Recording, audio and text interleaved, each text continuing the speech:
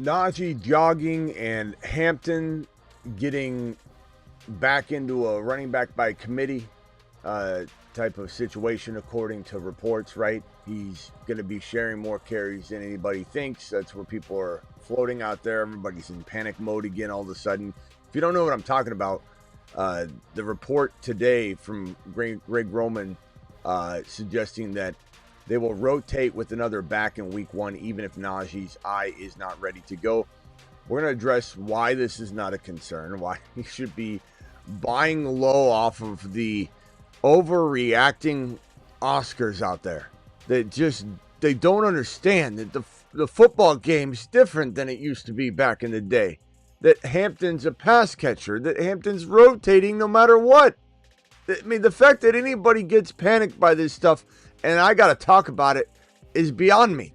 Now, no one's suggesting that there won't be another running back involved on any level. If teams run the ball 450 times, how many do you want Hampton to get carry-wise? 250? Well, that leaves a whole lot more carries that need to be grabbed by another RB. I just, sometimes I just scratch my head. Sometimes I shake my head. Sometimes I smile because I realize that this is a gift. Sometimes I get frustrated, but then I remember how much of a gift it is. But it still gets tiresome to watch people overreact off of every single bit of news, especially when it doesn't even impact Hampton. Hampton's not, of course he's sharing carries. He's not going to run the ball 400 times. Why would you want him to? Najee back jogging. We've got more. We'll talk a little bit about the McLaurin situation. Rice looking unbelievable. RJ Harvey to the mother freaking moon. People will start catching up on RJ Harvey. They will. They'll start catching up on Harvey. They'll start catching up on Hampton. They already kind of they're starting to catch up on Hampton, obviously, but this is a nice setback. Obviously, everyone's catching up on Hendy, but it's still a major deal. Hampton, Harvey, Hendy are steals. You could draft your entire running back room around Hampton, Harvey, Hendy, especially if this Greg Roman news, and here is what the report actually, there will be a rotation no matter what happens. The day of the one running back taking every rep, it's kind of gone the way of the prehistoric creatures. That's what was said by Greg Roman that sparked so much panic today. And you got people somebody in the chat here was saying, let me read this. No offense to your comment, bro, but here it is. Hampton to the principal's office. Oh no, all my Hampton stock is in the mud. I have 20% in best ball, so I'm screwed. Really? Come on, man. Live from the FantasyFootballShow.com studios. It's the Fantasy Football Show. Live! Monday through Friday, 8 p.m. Eastern. Smitty is also live whenever news breaks. In a jam, call HHH and Associates. Triple H and Associates. Locations on Earth and Jupiter. I just don't understand. I don't really want to understand. I mean, at the end of the day, goodness gracious, bro. We had Hampton going from round 4, right? With the Najee news. So in round 4, Hampton was sitting. Then Najee Harris decided to play with fireworks. And Hampton soared up. And then when he got here, he ran into the game, the preseason opener, and went onto the field, carried the ball twice, and then they ripped him out of there like a starter. And so he jumped up again into round 2. Then Slater got injured, and then boom, he dropped back down, but not down to like this territory here. He was more at the top of round 3. He's been slowly creeping up again because Najee news has gotten worse. He couldn't run. Now he's jogging, but he was approved to take walking laps around the field. So Hampton started to climb again. Started to climb up into the bottom of 2. And then this news probably shoots him right back down, I would say, to the middle, between the middle and the top of round 3. I don't think he goes further than that. But I believe we might have just been given a last-minute gift for at least until the next piece of news breaks, or something happens. But now I believe Hampton lives right here in the middle of 3. Couldn't be more excited about that news, because not saying I didn't draft Hampton in this top of round 3 or bottom of round 2. I was definitely in the business of looking at that, right? But now I'm ecstatic that I could go RB if I want, and go Hampton as my third RB. Or if London should fall to the middle of 2, now with the corresponding middle of 3 pick, Hampton becomes a reality again, whereas he wasn't. This is fantastic news. There's nothing bad about this news. I just get so dumbfounded when people overreact to things. Najee jogging doesn't concern me. Greg Roman's comments about not wanting to give Hampton 472 carries doesn't make me upset. I'm just an even keel Evan right now, is what I am. And so should you be. Javonte Williams, The Athletic, is reporting that no one has come close to running away with the number 1 job. And that's not a good thing for Javonte, who brings experience and a veteran presence to the position. And that means that Jaden Blue, who's gotten some work with the ones and looked very impressive, that means Jaden Blue has a real shot at, maybe he doesn't take over for week 1. Maybe he does. Maybe Javonte starts and then Jaden Blue's in there the entire second half. We've seen that stuff happen before. But once Jaden Blue takes over, and this is we're still in a fortunate place where there's not a lot of overreaction on Jaden Blue yet. There's not a lot of people in the know.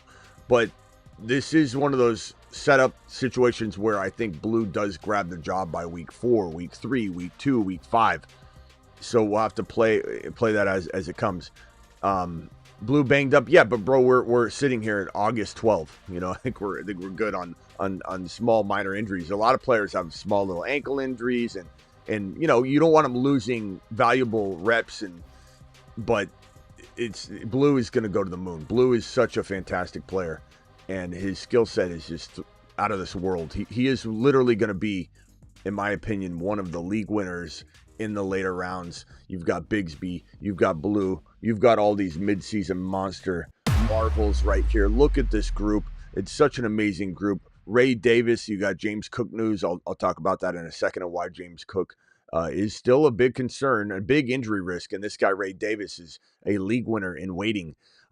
You've got Brashard Smith, who's going to eventually be the starter in KC, even though I do like Pacheco per start, and I think cuffing the 2 is amazing. Benson's looking really good. There's talk about him getting some, shared running back 1 work from the jump. Woody Marks is a guy that that your boy loves, and he will be eventually the guy that gets a nod, and we'll see what he does in Houston. So monitor that. Mason, Sampson, Bigsby. This is quite an eclectic group of midseason monsters, all firepower, win a league type of players. So Hampton news, we got that out of the way. We got the Najee's jogging news out of the way. We have the Javonte Williams. This one's kind of shocking, kind of went under the radar over the last 24 or 48 hours. Falcons head coach Raheem Morris said that wide receiver Darnell Mooney's shoulder will play at some point in 2025. And you're not hearing a lot about this. This means this is pretty bad verbiage. He's not playing week 1 by this verbiage, and he's probably out for a long time, which means that, I don't know, Amari Cooper, you better hang by the phone, pal. Maybe Nash makes another emergence, but this is good for London in a way. And there's so many weapons. Kyle Pitts is running at wide receiver. This all makes sense. And you've got, an opportunity to bring in a guy like Amari Cooper, which might lower London's value just on the initial signing because people are fickle Freddies. And they'll be like, Amari Cooper, oh no, what's this mean for London? Let me ask you a question, Steve. Here, Steve, bring it in close. Steve, when you thought Darnell Mooney was on the roster, a player that probably plays a little bit better than, I would say, Amari Cooper this year, you didn't downgrade London then, did you, Steve? So now that Amari Cooper's not signing yet, I'm just saying if this were to happen, now that Amari Cooper, hypothetically, signs with the team, let's say, Now you're all of a sudden freaking out. It's like you take away one and then add the one right back. And now all of a sudden the math is 5 times greater because you're a panic Peter. You don't know math. You didn't study math. We studied math. We studied the science. And that's how Dad did it. It's how America does it. It's how it's worked out this well so far. Let him cook.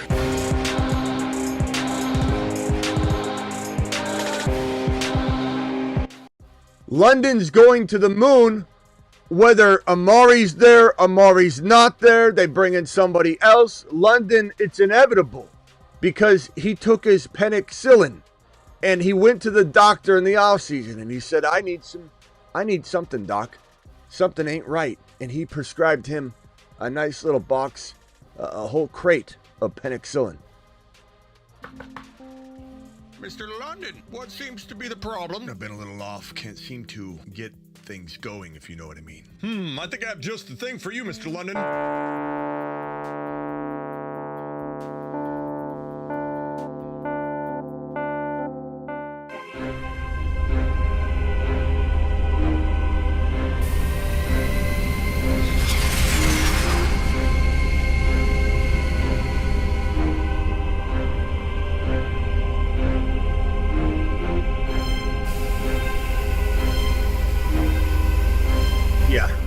Yeah, penicillin is off the shelves. It's consumed. They're out. All the stores are out because one man consumed all the bottles, and his name is Drake London. And the fact that people freak out about him is just so funny. But anyway, we didn't know this news. It was very, very under the radar, and it's not good. So Mooney, unfortunately, your Mooney shares are looking like they're toast right now. Christian Watson, as we've talked about on the show for weeks, is not likely to play anytime soon.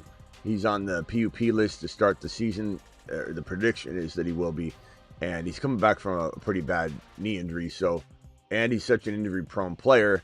And you got to keep in mind that this guy, the reason why I'd say stay completely away from Christian Watson, don't even consider using him on any level, is this guy struggled with having one hamstring that was literally 20, I think, or 20% or 20+% smaller than the other. The thigh was 20% smaller than the other one. And so they figured out that was a big reason why he kept getting injured, is because he was overcompensating. And whenever you tear an ACL, your ACL injured leg is a lot smaller than the other one, and it takes a lot of time to get it exactly back to normal. Sometimes it can take over a year. So now this guy that struggled with hamstring injuries for being off kilter, and that's what they figured out was wrong with him, doing expensive testing to find out that one leg was much bigger than the other, much bigger. Now he's going to go through this process where one leg's going to be quite off from the other leg again. And so hamstring injuries, not to mention hamstring injuries a lot of times occur after an ACL tear, but this guy's not going to be able to fend off hamstring injuries now. So I'd stay completely away from him. Give him a year and then maybe we'll look at it next year, but no thank you. Matthew Stafford not practicing again on Tuesday. This is a building concern for people, and I understand that. And I too would worry if I had the wide receivers. I'm not as worried if I'm a Kyron owner because Stetson Bennett does look pretty solid. And I know people might laugh at that and go, Jimmy Garoppolo. No, Stetson Bennett looks pretty good. But I think that it's still early to start calling Stetson Bennett capable of commanding this offense in any way, shape, or form the same way as Stafford. But I'm still not panicking because the facts that we know are this. Stafford went out on Saturday and threw 60 balls without a single limitation. The next day, he was supposed to practice, and he just didn't. He was in street clothes. He wasn't away. He wasn't, missing. He was in street clothes, just resting his back. Today, he's again resting his back. Look, the one thing we know is that he was limitless throwing the ball around, and he's walking around. It's not like he pulled his back and he's in a bed. And everyone's trying to pull one over on us. I believe that if you want my guesstimation, I believe we're still on the side of not being crazy, in a crazy, frantic panic, and that we need to understand that is August 12th. And we definitely want him to get back, but with this situation, you either have him rush back and get hurt, or he takes his time and it's August 12th. You have roughly a month for him to get back. A month is a long time. It's so long that if you did the workout challenge, I went from 222 pounds to about 207 in less than that amount of time that it takes from August 12th to be opening day. So Stafford can get in great shape and rehab his back in plenty of enough time. The alternative is Stetson Bennett, that we don't know, the unknowns. The alternative is Jimmy Garoppolo. Like, I'm okay with maybe a little less, rusty, or he barely does it, Stafford. The question will be, does he tear something in his back later? Does the disc have an issue later? Sure, but Stafford's been dealing with back issues for years. And so they're building up, they're adding up. And essentially, he's got arthritis in his back. The disc is a problem, but the bigger problem is his overall back. And this is probably why this is his last year. This is why you should be getting rid of Puka Nacua, because once this man's gone, and I do give him an 80% chance, if I had to throw numbers around, of being ready for week 1. Now, whether he stays healthy or not all year long, I don't know the answer to that. But I do know that I feel that this situation is being overblown a little bit because people love to spread around disastrous news in the fantasy space, right? Oh, this is a big one. Let's go live with it, get clicks. But the bottom line is the news we have has all been paused and positive, not paused and negative. It's positive. He went out through 60 unlimited passes where he had no limitations whatsoever, and then he's paused his working out just to make sure he's not overdoing it. Maybe he should have went out there and threw 10, but he got excited. He threw 60 and probably has a sore back. It is what it is, but I'm not completely worried about it for 2025. You should be concerned and monitoring it. It might make you skip on Puka and go London like I've been telling you to do anyway. You might skip on Puka and go BTJ like I've been telling you anyway. You might say Adams is a little less safe as a 4th drafted player when another player might be there anyway. So that's where we're at. So there's inherent risk you get drafting any Ram player walking into this year. But I believe that Kyren is still pretty damn safe because I feel pretty good about Stetson Bennett at least moving the ball down the field. And I think that, with Stafford, with Adams and Puka, this is probably a 5.0 yard per carry season for Kyren every game that Stafford's in the lineup. But instead of being 4.1 stack boxes if Stafford's out of the lineup, because I believe Stetson Bennett looks pretty good, this might be like 4.4, 4.5. So it's like half, gets cut in half maybe instead of getting cut a whole yard per carry. So nothing's good. Stafford's out. If he's out, nothing's going to be good, but it's not something that you should be panicking on just yet. Just keep it in mind and have it weigh in on your decision to not draft Puka Nacua as high as some of you have. Caleb Williams believes, or The Athletic believes, that Caleb Williams hasn't been consistent enough in training camp and that his accuracy hasn't been there like it was last summer. So there's a lot of people that have said this. This is not just The Athletic. This is from me. I've watched Caleb Williams throw. He looks very much out of his element. He looks very uncomfortable. It almost looks like he is 2 years behind where he was last year. That's how I feel when I watch Caleb Williams out there trying to navigate a very complex offense that is designed to be in structure, not scrambling around. By the way, I'm on the clock right now in my buddy league, and I would like to know what you guys think I should do. And I think I've been crushing it. This is, even Smitty drafts in a 10-man league, and I might do a review on this league. I have a 10-man league. It's a buddy league. It's been going 20 plus years. Everyone has that league where it's a little bit of a grandma. You hear me say grandma league, and then everybody thinks it's a bad thing. It just means that it's different. It's got, people aren't sitting there absorbing underdog ADP and drafting around that ADP. Sometimes there's value. Sometimes there isn't values. Mahomes went in the 4th round or 5th round. Or 4th round. Mahomes in the 4th round. It's a 1 QB. But your boy's in a 10-man, and I'm crushing it. I went Bajan in it's the 2-pick. So the 2-pick, I took Bajan. Then when it came back around, I took Bucky. He fell all the way to the bottom of 2. Then I took Kyren at the top of 3. This is a 2 running back, 2 wide receiver, 2 flex league. So running back 1, running back 2, flex 1. And then I said, I probably should start drafting wide receivers, correct? Wrong. Wrong. I said no. That's not the way I operate. I went Hendy as my other flex. So I drafted 4 straight RBs. So this is 1.2. This was the 2.9, the 3.2, and the 4.9. And then we have the what pick did I dig at? 5.2. I went Garrett Wilson. And then at 6.9, I went RJ Harvey, who's a bench running back. So I'm on the clock right now. And Rashee Rice is still there. And so is Hunter. Who are we rolling with, Rice or Hunter?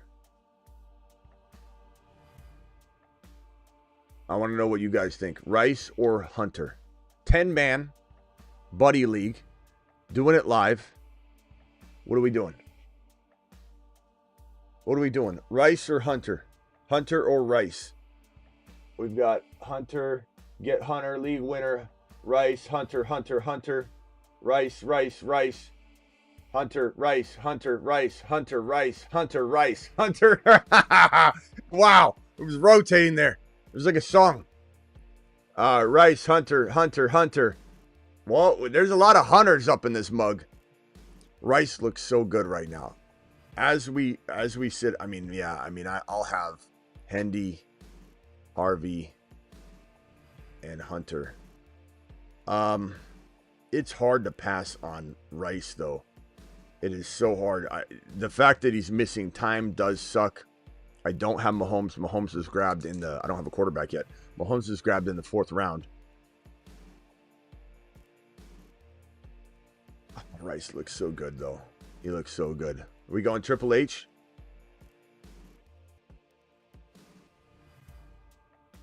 Triple H, we got a lot of Hunter. A couple Rice.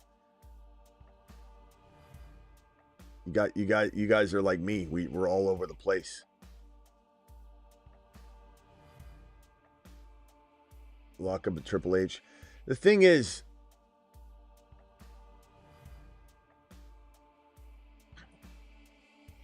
someone thinks we're trolling. No, we're actually serious, Steve.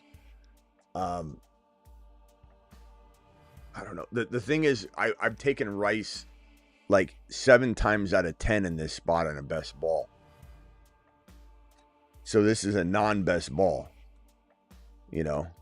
So it sucks. I mean, but yeah, Rice has been floating at the top for a little while now. So I don't think he floats down and back. You know. It's hard to say. Like if he does miss, let's say he does miss the 6 games.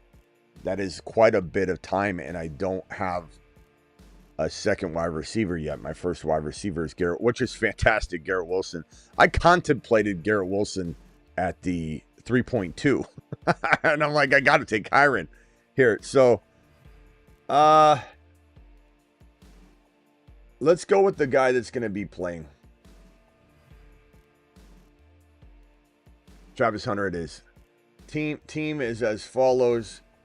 Here's the squad. It looks phenomenal. And I can't say I could be any happier. I wish that I could draft Rice as well. And maybe he falls because of the suspension threat. But he's been floating at the top for a while. My guess is one of these guys doesn't even know that he's going to get the 2 to 6 game, likely to get the 2 to 6 game suspension. So, but here's the squad so far. Look at this team. 10-man league, 1 QB, Bijan, Bucky, Garrett Wilson, Travis Hunter.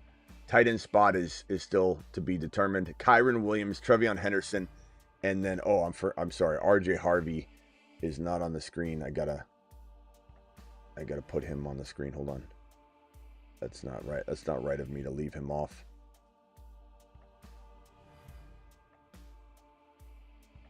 All right, here it is. Look at the squad, man. This squad is just crazy. I haven't been so excited about a 10-man draft in a while. We've done this for about half the people in it. We've been doing it 20 years, and we merged with like another group of buddies where their league, they needed somebody, so it was like the Brady Bunch. So here's the team: Bajan, Bucky, Garrett Wilson, Travis Hunter, Kyron Williams, Trevion Henderson, RJ Harvey on the bench. And I don't even need another wide receiver. Like, I have my 2 wide receivers that I want. So that team's phenomenal. We got 50 gifted memberships from BBQ. All right, let's go back to the board. So thank you for helping me with that team. That team looks pretty sweet. Let's look at it one more time. If anybody wants to use this as a screensaver, or you print it out and put it, on your wall in your bedroom in a frame, feel free. Totally up to you if you want to use this for wallpaper, whatever. Look at this team. And anybody trying to maybe consider going RB, I went 4 RBs and I still got Garrett Wilson. So, I mean, how do you explain that? Bajan is in a 10-man, my first round pick. Bucky, my second. Kyron, my third. Hendy, my fourth. And then Garrett Wilson, my fifth. In a 10-man.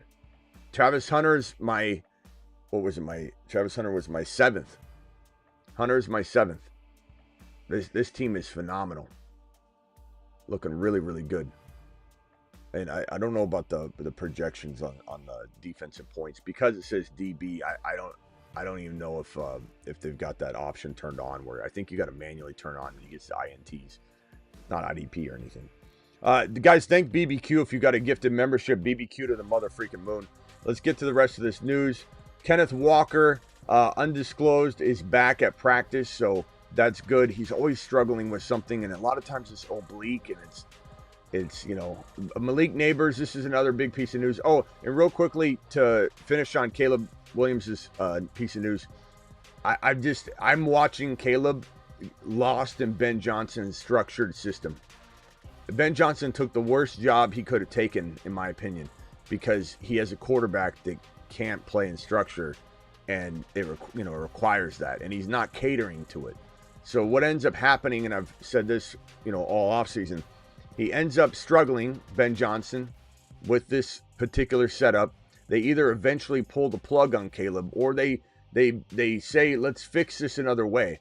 And instead of benching Caleb looks bad, says, see, Bear Bones, at least you're an honest Bear fan. We got 2 or 3 others in here that just can't speak the truth, bro. You at least kudos to this guy. For just speaking. Mashed potatoes! I mean, that's all we ask is you come in here with your Bears avatar and you speak the truth. If you're worried, you're worried. If you're not, you're not. But he's being honest. Caleb looks bad. Caleb Williams, I believe that if Ben doesn't pull the plug, he will say we got to cater around his style. And then they're going to have to let Caleb roam. Try and allow him to throw outside the pocket like Kyler. You can't keep Kyler in the pocket either. Kyler's garbage in the pocket. I know he threw a pick outside the pocket the other day, and everybody's all pissed off about that. But look, I mean, this is Caleb. They need to make a trade for a running back. Caleb will struggle. The Bears will make a decision to go get ETN, Kenneth Walker, a running back of that caliber. And then once they bring that running back in, then I think they try and fix what's going on here. That's how I see this thing going. And if they don't bench Caleb, they're going to have to try and fix something for him and build around him. So, everyone can keep thinking what they want. I know a lot of people are hopeful. A lot of hopeful Henrys are out there, and I get it. I understand. Nabers' shoulder did not participate in practice on Tuesday. This shoulder's becoming a little bit of a concern. Now, it's been mentioned that this was in the plan to rest his shoulder. You're also in turn resting his toe. But he does have 2 injuries right now, and he does live in a hospital ball environment.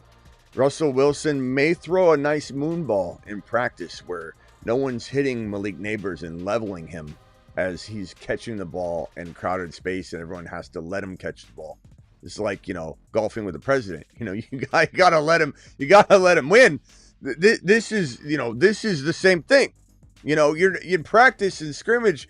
You can't. I'm not saying Nabers isn't the best wide receiver in the league in a year from now, but this is the hospital ball. Russ is in the building, and as much as we like Dart, he's still going to be green, and he's still going to throw some hospital balls as well. I'm worried a little bit about multiple things for this guy this year. Doesn't mean I don't draft him in best ball. I've drafted Nabers quite a bit in best ball. I've told everyone that Nabers can be the wide receiver 1. That's been on the board since, January, February. Nabers is the wide receiver 1 potentially of the future. He's my number 1 wide receiver. Talent-wise, I believe he becomes the number 1 wide receiver within the next year to a year and a half. And I just worry about him being shut down on a nothing burger season. So everyone's got to make their own estimation as to how likely that is. If they've got 5 wins and it's week 14 and Nabers' toe, which is not going to get better, it's only going to get worse till he has the surgery. He said that himself on like 4 different occasions. Even when Kay Adams pressed him on it and said, it's like your toe's like a mosquito, right? And he goes, a big mosquito.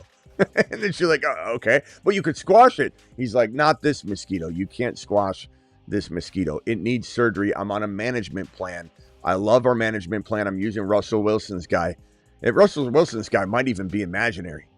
You know what I'm saying? Like Russell Wilson goes into those imaginary huddles, does those imaginary high fives. I wouldn't be surprised if he handed him a business card of a man that didn't exist. But they're on a management plan with this thing.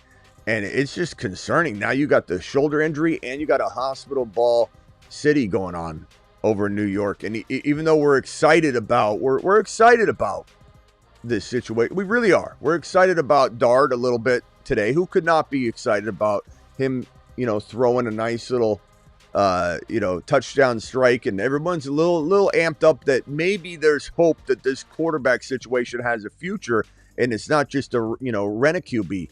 Rent a Russ for a year. So you got to make your own determination. And I would just say this. I'd say draft a ton of Nabers in best ball if you want to get your fix. And then in home leagues, be careful, be cautious, be vigilant, and be one of those people that can see through the risk and say, look, I love Nabers, but is BTJ really a big downgrade enough to not see it for what it is and go, I'll take BTJ, who might score a little less. Maybe he actually outscores him again. Keep in mind, BTJ was wide receiver 4. Keep in mind, London's going to be wide receiver 4 or 5 this year. And is it smarter this year, not next year? He's the wide receiver 1 of the future. Is it smarter this year to draft London or BTJ? And if in a worst case scenario, you're wrong, I'm wrong, you score like 20 less points, but you avoid all of the risk. And then this last piece of news, and I'll get to the super chats. Jordan Love will undergo surgery on his left thumb. It's his non-throwing hand. We talked about that earlier. This guy can't stay healthy, and I have major concerns and have for a while now that that this is going to be something that we continue to struggle with. And I don't think he's good at laser locking onto a wide receiver. And I think that Jordan Love might end up disappointing this year yet again, and he can't stay healthy. And then this last piece of news we talked about on the earlier show, James Cook is out there doing some exercises and some reps and some drills, but he's not practicing yet, just so you guys know. He's holding in, which sometimes, if you remember Jamar Chase, when he held in, Jamar Chase was sitting there on the sidelines throwing balls back and forth, and he was holding in. He wasn't running, major routes. He wasn't trying to put his body at risk. James Cook's out there gingerly just kind of hopping around, looking like he's, playing hopscotch or something, and he's doing it very gingerly. This guy's not back yet.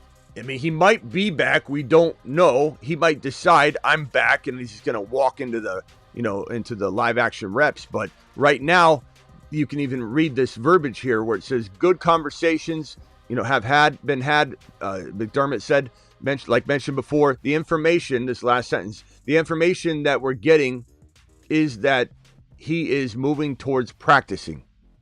So when you say, wait a minute, he's at practice, you know what I'm saying now. I'm not saying he's out there gingerly jumping around and taking little warm-up reps. He's gradually moving toward practicing. And if he calls the bluff of the Buffalo Bills and doesn't take their highest offer, if they're even offering it anymore, or if they're even offering it at all, we don't really know. They haven't really talked about this in a while.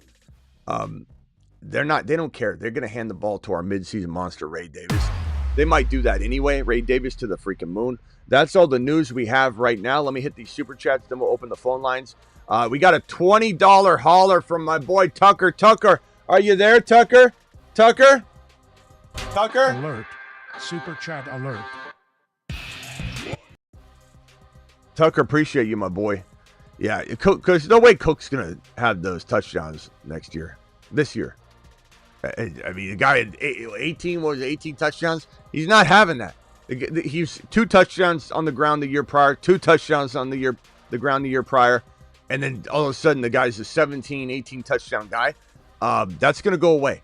He barely had 1,000 yards. He had 9 yards over 1,000 yards last year. 1,009.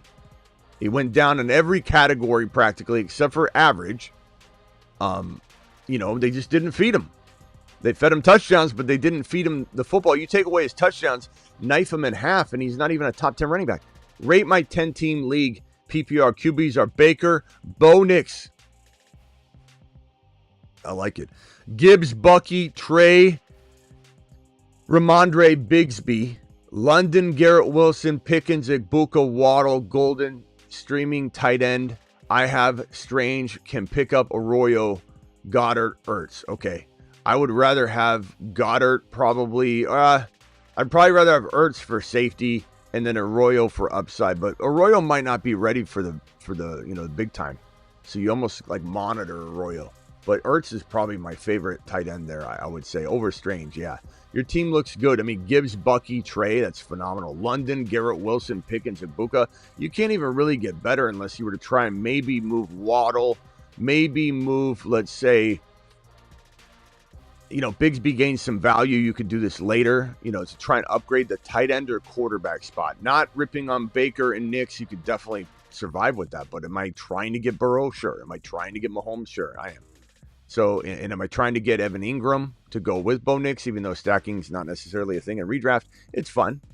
If you can get rid of Waddle to get Evan Ingram, I think you can afford to do it, to be honest. That would be the only move I would tell you to even consider. That team's phenomenal. You got a bunch of Smitty boys on that team, and we're gonna do it live. My work league partner is a 49er fan, and I am cooked. Well, you mean you guys are controlling a team together? Why not just do your own team? And if not, I mean, just make sure you both have to agree, or you can't pick the player. Then don't let him strong arm you. It sounds like he's going to force you to take Niner players. Well, force him to take non-Niner players, or come to an agreement that you guys can only do this if you both agree, and then don't agree on Niner players. You know what I'm saying? I definitely wouldn't. You aren't cooked as long as you stand up and don't allow it. Thank you for the super chat. Most optimal first 3 rounds for number 5. Gibbs, London, Chase Brown seems ideal. That is good. Gibbs, London, and Kyron. Gibbs, London, or Gibbs, Chase Brown, Garrett Wilson. Gibbs, Bucky, Garrett Wilson. I almost like Gibbs, London, Chase Brown as much as I love Gibbs, Bucky, Garrett Wilson. So I think we're thinking exactly alike there. And just take each pick as it comes. Don't worry too much about the next pick unless you believe the no wide receivers will be there and you're deciding between London and an RB. You know what I'm saying? 10-man PPR keeper league, QB, one QB, 1 running back, 2 wide receiver, 2 flex. I have the second pick. Keepers are Saquon and Kyron. That's phenomenal. Plan to drop Barkley. Question is Chase or Gibbs at 2. Plan to drop Barkley. Why would you drop Barkley? I'm not sure what you mean there. Plan to drop Barkley. Question is Chase or Gibbs at 2. I would probably say if you went Saquon and Kyron as your keepers and do not drop Barkley, I don't know what that means. I would probably go Jamar Chase if I were you. Unless you could trade Barkley for, let's call it, a Rice and a Hendy or something. Or a Hunter and a Bucky, or something crazy like that, then yeah, you could. But I think Chase is probably the best move for you, given you got 2 RBs already. I don't know what you mean in terms of the Barkley thing, though. Bucky, Hampton, Harvey, Hendy, good running back room, full PPR in redraft. Yeah, of course it's a good running back room. Bucky, Hampton, Harvey, Hendy. Freaking love that room. And that's probably is that a 10-man or a 12-man? That's a fantastic room. The one that I have over here, very similar in a way. I got Bijan, Bucky. Where's my team? Let's put the actual team up. There we go. Look at that. Bijan, Buck, 10-man league. Bijan, Bucky. I'm going to do a video on this just because a lot of you do play in 10-man leagues, and you think I don't ever play in a 10-man league. I play in a 10-man league every year. One of them. I just have one. But this is like one of my favorite leagues because it's my old school, long time, 20-plus years being with about half these guys. I think I figured it out. It's only been about like 10 years with the other half. But it's like 2 Brady Bunch leagues combined when they all kind of fickled and fizzled away. And we're able to create one 10-man league with the remaining people. And we just don't want to bring new people in. And it just, everybody's used to the scoring and the historical significance of 10-man leagues and what you expect in your draft. And so sometimes 10-man leagues don't need to expand to 12. And everybody needs like one 10-man league. It's fun to do a 10-man league. And it gives everybody a chance too, because luck becomes a little bit more in play for most people. But if you do the draft right, and I read the room on the early quarterback situation, so 1 QB and the quarterbacks flew off the board. And they were all going in round 4 and 3. All of them. Like Mahomes is gone. Baker's gone already. And entering in the beginning of the 6th round, Baker went. So I'm waiting on a quarterback. I'm not going quarterback early. I went Bijan. I went Bucky. Then I went Kyron. Then I went Hendy. Then I went Garrett Wilson. Then I went Harvey. And then I went Travis Hunter. So 10-man leagues can be dominated just like this. This is a perfect example. And your team, whether that's 10 or 12, is still fantastic. Even if it was 10, it looks like a great running back room. Absolutely love it. Final super chat and then the phone line. Opinions on my team: Knicks, Garrett Wilson, Rice, Genty, Achane, Kittle, Hall, Bench, Hunter, J.K. Dobbins, Samuel, Golden, Penix, and Cooper Kupp. I like the team a lot. I think, Bo Nix, Penix, you're good at QB. Garrett Wilson, Rice is fantastic once Rice is back. Genty, Achane, Kittle, Breece Hall. I don't even think I would, you got Hunter to fill in for Rice, and you'll know what he is, and you'll know what options you need to make later in terms of trades or upgrades or just standing pat, it based on how Hunter does during Rice's absence. So I don't think with this team I would change a thing. I like everything about it. I love all the players. Debo Samuel on the bench too. I didn't even get there, or I didn't remember I said it. You're looking really, really nice. It's a really, really nice team. Great job. All right, phone lines are open. Super chats will be handled in order in which they're received. Thank you again, BBQ, for dropping the $50. Give me $100+ Smitty. Every Call into the show. Call into the show. Appreciate you, BBQ. BBQ to the mother freaking moon. Can I get everybody to drop the BBQ emoji for a good 30 seconds at least? Because BBQ's been gifting 50 gifted memberships up in this mug for months and months and months. He comes in here, and if anybody doesn't know what a gifted membership is, it grants you the ability to hit those emojis like the Harvey, the Hendy, or the BBQ emoji. He's got his own emoji. So please hit that BBQ emoji and express your gratitude. Even if you didn't get one, you might be getting one very soon. Like a BBQ emoji might be in your future real soon, to where you can actually press it to thank him. New Age Outlaw's been giving a lot. Andy's been doing amazing gifted membership things, and a few others as well. So I'm sorry if I didn't list off anybody who's been dropping gifted memberships lately. Let me go over to Travis first. Everybody else, please. Actually, let me get Bruce on here. Hold on. Bruce, mute yourself for me, please. And I'll be right with you, Bruce. Travis, go ahead. Everybody else, please mute. Travis is live. Hey, so it's on Caleb, too. Like, there's nothing he's done on or off the field to himself. It's like, there was a new thing out today about how he's telling the press how he chooses his nail polish colors based on his personal expression. And I don't even care that he paints his nails. Do what you want. Express yourself.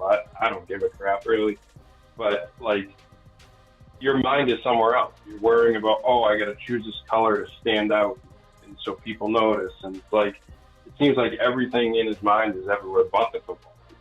And that doesn't help either. Like, if we're gonna tear down Stroud for a couple of things he said about, I'm gonna be a leader this year and this and that, like, Caleb deserves the same criticism.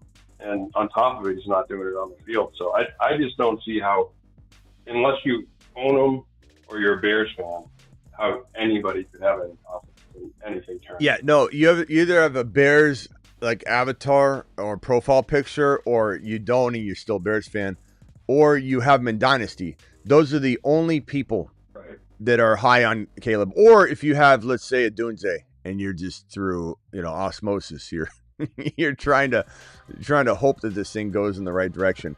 I will tell you that if you're let's say you're just a fan of the receiver, one of his receivers, he can still get the football to those guys. Right. So don't think like you have to be oblivious to the Caleb quarterback situation and not, they still are going to throw and be behind in games. But yeah, I mean, overall, you want a better quarterback in there, or him to turn into a better quarterback if that's how you believe. But yeah, no one that doesn't have any invested interest believes that Caleb's looking good right now. Maybe a few people, very small group of people, don't have any Caleb shares, don't even really plan to draft Caleb, let's say, but I call BS on that. I think they subconsciously are planning out their draft. A lot of people plan stuff out in their head and they don't like changing it. But let's just say there's a small percentage of people that are very thinking that they're objective with it and just have it wrong. There's not, like you said, there's nothing positive about what's been going on. The guy's been missing the net on net drills. And then people are like, well, show the other one where he got 4 for 4. Good for him. Good for him that he got 4 for 4. Go look at JD5 in the rain, just drilling the net drills one after the other. JD5 is one of the most accurate quarterbacks in the National Football League. Caleb Williams is not, and Caleb Williams is out of his element. And none of this is good. It's going to end up very badly. And if anybody thinks, oh, Smitty, you're just a hater, am I a hater, or have I just been right on a topic you don't want me to be right on? So, yeah, and just to reiterate, I know people take it the wrong way. I don't care that he paints his nails. People can do whatever they want in their life, on the field, off the field. I don't care. Yeah, but you're allowed to care. You're allowed to about this, and I'm just saying, like, if they play well, I don't give a crap what you do. But the fact that he's taken time to talk to the media about it and stuff like, it's just like, be a leader and have success first. Like what we talked about from the beginning, you're like, this isn't going to fly. Was Lieutenant Dan, when everybody was turning to Lieutenant Dan, before the devastation happened to Lieutenant Dan, were they turning to him, and was he talking about snuggling with his dog or crawling in his mama's lap or, no. Right. So like he's a field general. When you're a field general, you have to carry yourself a certain way. Now, one could say, I'm a very fair person. I'm a very fair, unbiased person. One could say, well, what about Joe Burrow's mink coats or his bleached hair? And it would be a very fair point. But Joe Burrow has already proven who he is, and he can do whatever the hell he wants. Plus, talk to a person that hangs out with Joe Burrow for 10 seconds and see if they say he's not the coolest guy in the room, regardless of maybe a certain fashion thing. LeBron carries a purse into the arena. These things happen. The kids these days. But the bottom line is Caleb Williams is a distraction. And before he was drafted, the Bears defensive players and a few other players said, don't bring that Hollywood trash into the NFL. All the distractions and the fact that he wanted This guy wanted ownership. This guy wanted ownership of the team that was drafting him because he was taking them to 7-8 Super Bowls. And he also said that he wanted more rings than Tom Brady. He also said that he called or texted the punter and said, don't expect to punt much this year. Everyone knew that was going to be meme gold. Meme gold. Right. That punter never was working harder than 2024. They should have gave that punter a raise. All right. Anything else, Travis, on any of the other players? You can go to other calls if you want. Come back. These two super chats in a 12-man PPR league 1.2. If I start Bijan and Bucky, would you go Ladd Wilson in round 3 or go elite QB? I would not go running back, and then elite quarterback, just because that'll put you even further behind. I mean, you could, as long as you thought you'd get a Garrett Wilson later or a MHA, but I would probably lean toward, if you go RB, go later quarterback, most likely, unless the best player available is by far and away, like you don't have the players that you're talking about here. I like Garrett Wilson a little more than Ladd, but I think I'm in the minority. I know everyone loves Ladd. Ladd goes at 14, 15, 16 overall on underdog, which is just too high. But when he falls back down to Garrett Wilson's ADP, it's a tough call because they're both very, very good. I just believe Garrett Wilson's going to have a career year. He's playing with his college quarterback, Justin Fields. And for me, Garrett Wilson, I mean, Fields looks phenomenal right now. Has Fields struggled here and there with accuracy and practice reps? Absolutely. But keep in mind that this is a game quarterback, not a practice quarterback. And it showed in the preseason game where he ran for a touchdown. So he's just so elusive. When he's running, things open up, and that's when he's at his best, is when his legs are creating separation between defensive players and his receivers. When he's in practice in a confined box and he drops back and there's no design to run, then he's got to make different decisions with tighter coverage.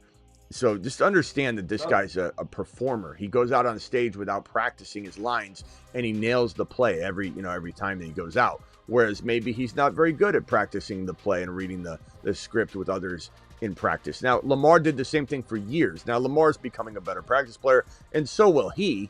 But you got to keep in mind, his growth has been stunted all the way back to Chicago.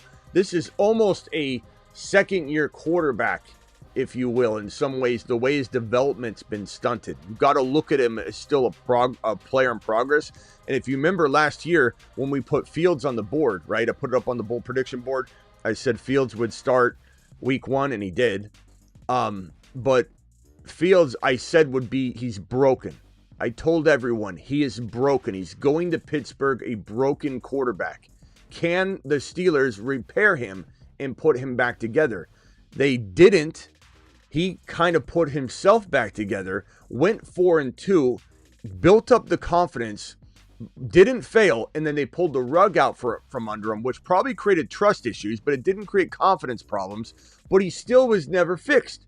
He was just kind of still being amazing as a broken quarterback. So when people say Fields can't read a defense, Fields isn't accurate, you don't know what you're talking about, because he's been broken the entire time he's been in the NFL, and he's still floating to the top. Imagine what happens this year when he's finally fixed. Where's his ceiling going to be? Then in the offseason, hold on 1 second, Travis, then I'll go right to you. Then in the offseason, Fields is going to get better at these things that right now people make fun of. Oh, he's not doing this right. He's not doing that right. He's not a practice quarterback. Once he has one good year of total support, a good defense, he's got wide receivers, he's got an offensive line, he's got everything. Great offensive line, one of the best in the league. And once Fields is able to finally get all of that surrounding support, it's going to be amazing to see him take the step forward that he's never been able to take and still floats on top. That's how good he is. That's how good Fields is. And this will translate into Garrett Wilson. And so I do lean Garrett Wilson by a hair. I like Ladd. Keenan Allen's now in town. They got Harris. They got Lambert Smith. There's a lot of mouths to feed in that LAC offense, with it being a minimal passing attack where Herbert's got handcuffs on. And so that's how. Okay, go ahead, Travis.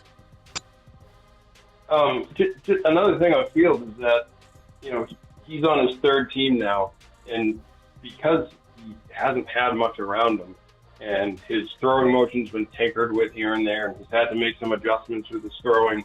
He's one of these guys. There's just certain guys, when they miss bad, and it looks really bad. And on top of that, he has a microscope on him from 2 different fan bases and groups of people that didn't like him already. And so if he makes a bad throw or he messes up, it always comes to the forefront. Whereas there's guys that are missing passes and making bad throws left and right all the time. They all do it. but it seems like Fields just, when he misses bad. And that happens with some guys. And like you said, he's not a great practice player. When the lights go on, practice. he performs. I'm talking about practice. Not a game. All right, hold on. Let me go around the phone line real quickly. See, last super, I can drop keeper with an hour of draft. Thinking of dropping Barkley to grab Gibbs or Chase. Oh, okay. Yes, I would drop Barkley to grab Chase or Gibbs in that order. Now, if you drop Barkley to grab Chase or Gibbs, because I want to swap that out, that sounds like such a... make sure you know what you're doing there and there isn't a loophole somewhere. You're just telling me drop to grab. It's like a waiver swap to me, unless there's something else. You got to know that, because I don't understand if there's something else here, another level to it. But, I would say if you already have Kyron, it's not bad to go Jamar Chase, but I also don't mind going Gibbs. It just kind of depends. What do you think you can get? Do you think you could get Bucky later, Kyron later? Can you get the HHH and Associates later? At least the running back In a jam, call Stable. HHH and Can you Associates. get any of these Triple guys H and Associates. to go with Kyron? Because if you can, then I'm kind of leaning toward maybe going wide receiver, I suppose. I have a 12 spot in a 12-man league, half PPR league that is entering the 19th year. It appears in order to get RJ Harvey, I will need to pick him at the 3-4 turn, or I might not get him. Thoughts? I mean, you can't really draft him that high, bro. I'm not saying you won't win or that he won't earn it, but look at where I took RJ Harvey in this draft, and I'm not saying my draft's the same as yours, but Harvey was my 6th round pick in a 10-man. In a 10-man, he went at 6.9. So I just think you go 3rd round turn, you're reaching Ronnie, and you're just panicking to get a guy instead of drafting the best possible team. So my advice is no. I think your 4th round, he doesn't go there. Hendy, I could take Hendy in 4. Even if it was the 3-4 turn, you took him in the 4th, just out of principle, the 4th pick, then I could see that. But Harvey's falling a lot further than that. And also, I'd ask you, what's the ADP look like? If the ADP says 6.9, 6.8, 6.10, then yeah, you can't go 3-4 turns. You're buying somebody at double the value. A 12-man PPR, 2 flex, 7th pick, QB Baker, Mayfield, and May. Running backs are CMC, Bucky, Hampton, Hendy. Love it. Wide receivers, Worthy, Waddle, Jennings, Coleman. I'm trading CMC, and I'm leaning on Bucky, Hampton, Hendy. Lean on Bucky, Hendy, and Hampton. Here's your 3 RBs. Trade CMC, get into a BTJ, get into a London, get into one of those receivers that you could draft right there at that BTJ London level, and get out of the CMC game, bro, while you can. If this is a dynasty league, which I don't think it is, because you said it's a, let me see if I can put that back up on my screen. You said this is a 7th pick. Yeah, I don't think this is a dynasty. So yeah, get rid of CMC, bro. Go get a receiver and put those 3 running backs to work as your 1, 2, and 3. Let me put this caller a tape. Just mute yourself if you could, caller. I just added you. Let me circle around the phone line here. First caller that's been waiting a while. God, there's a lot of you on the phone line. Gavin, you're live. What can I do for you, Gavin? Everybody else stay muted, please. Gavin, go ahead. First, I want to ask, what are your thoughts on Jaden Higgins on the Texans? Jaden Higgins, I like Higgins a lot. I think Higgins has good upside. I think he's probably going to do pretty well, but I think if you ask me, do I like Torrey Horton better, who goes a lot later? Yes, I'd actually draft Horton over Higgins. If for some reason someone knocked me over the head, I would. What do you mean I would? Of course I would. I mean, is Jaden Higgins on the Moon Man list? I mean, we got Horton on the Moon Man. The Moon Man. You should be Loads and hours. You what? He's the number 2 on the pass-heavy So is offense.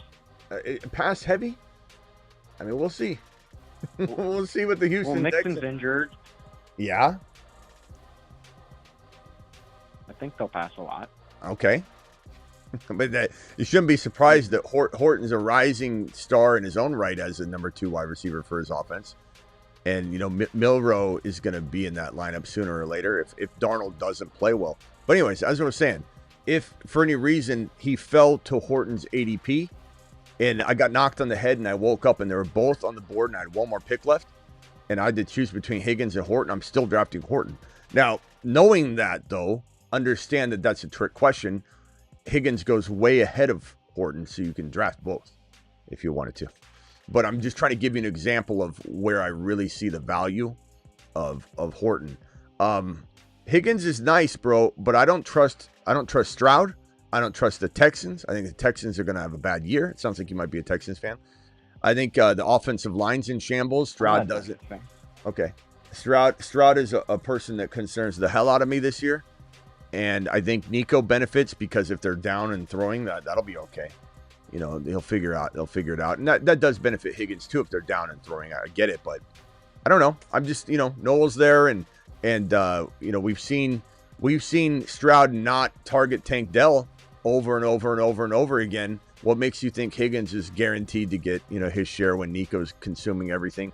And Stroud, until Stroud proves himself, it's so crazy because the Stroud and Bryce Young's rookie year, I picked Bryce Young to be better than Stroud, and I was wrong on that. I took a big lap. I took a big L on that one.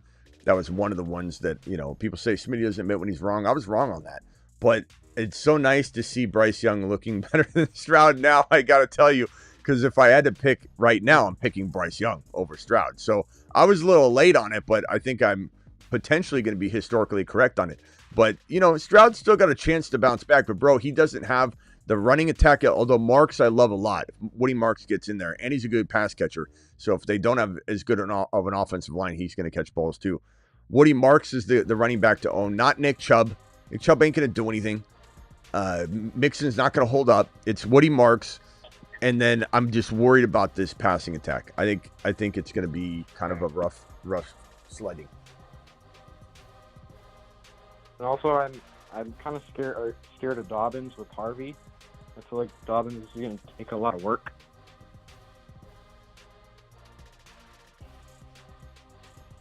Finish him. All right, I won't hang up on you. I hit the finish him button, but we're not gonna, bro. No, I'm just kind of worried a little bit. A little bit. Why? Like, I'm a Broncos fan. I like both of them, but I feel like Dobbins is going to be there still doing why though? Tell me what you've heard and what you've seen that makes you, other than you've heard somebody else run their mouth about it, and they're sitting there going, according to my report, J.K. Dobbins is still a good running back, and they wouldn't have brought him in if they had concerns. First of all, they could have brought Dobbins in at any point. They waited until after the draft. Harvey's been nothing but spectacular. Not good, not efficient, not getting it done. He's been spectacular. So if they were just going to pick up JK to start him, he's been available and was all the way through the draft. They picked him up later. Number two, even if let's say he starts in name in week 1, doesn't matter, bro. You know that Kamara had 81 receptions his rookie year under Sean Payton and 81. Do you know how many receptions Kamara had his second year under Sean Payton as a sophomore? 81. Do you know how many he had his third year? 80. 81. 81. It was 81 or 83. I think it was 81. 81. I think it was 81. We can do that. Yes, I think he can do that. I think Harvey is Kamara. Kamara is Harvey. Finkel is Einhorn. Einhorn is Finkel. This is the easiest thing to see coming. It's telegraphed. It's telegraphed.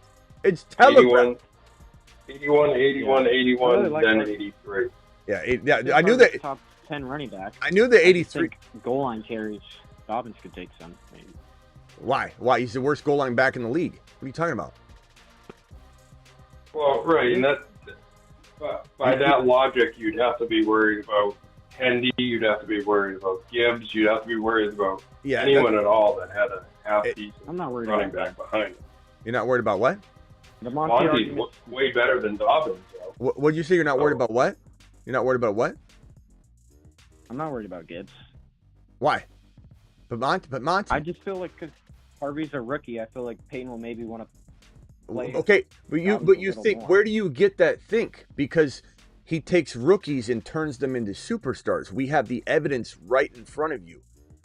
You're making a lot of assumptions with information you don't have. You just think because he's a rookie. Do you know anything about Sean Payton's rookie running backs then? No. Sean Payton's rookie running backs catch 80 footballs. Like this is, and not to mention, I've said this over and over and over, and you might not be watching every show, so I'm not being hard on you, I'm being hard on the topic so you remember it. But just like in movies when you become a knight, I forget what movie it was. It was Kingdom of Heaven, when they knight him, and after they knight him, they slap him across the face, and they say, that's so you'll remember your oath. Like, this is what I'm doing. I'm trying to smack some sense into you, virtually, so that you understand and listen to me. Sean Payton has already addressed all of these concerns that you're repeating and you're hearing and you're concerned about. When somebody says he doesn't pass protect well, you've heard that one, right? You've probably heard that several times. Yeah. Sean Payton has already said he's going to be on there, on the field, on all 3 downs. And somebody said, but what about his pass protection? And he said he's a big guy. He says, we don't like small guys. He's a big guy. He's short, but he's a big guy. He's tough. He's learning pass protection. But he said, even if, let's say, he didn't learn it, you know what Sean Payton told the reporter that asked him, will Harvey be on the field on 3rd downs because of lack of pass protection? His answer was, bro, that I get the ball to Harvey on 3rd downs. But no one's listening to Sean Payton. He's literally said all of this. And yet we continue to get people, and I'm not mad at you, my boy. I'm just trying to really knock some sense into you. He's literally telegraphed everything. And then when someone followed up in the same press conference and said, well, is J.K. Dobbins going to be on the field on first down? Like, they asked the question. He said his response was right after, just a random response, the lifeblood of my team is the NFL draft. He's literally telegraphing that Harvey will be played on all 3 downs. I mean, he continues to tell everybody, no one wants to hear it. You're creating these narratives in your own head off of things you've heard. I just think he's a rookie. You think he's a rookie. No one cares what you think. No offense. Sean Payton doesn't care what you think about his rookie. What matters is what Sean Payton thinks about his rookie. And he gets his rookie 81 receptions. Do you know that Kamara walked into a backfield that was 10 times more crowded than what Harvey's walking into, and he caught 81 footballs? And Travis, I don't know if you can look this up real quickly, but Kamara was running back, I believe, 3 or 4 his rookie year.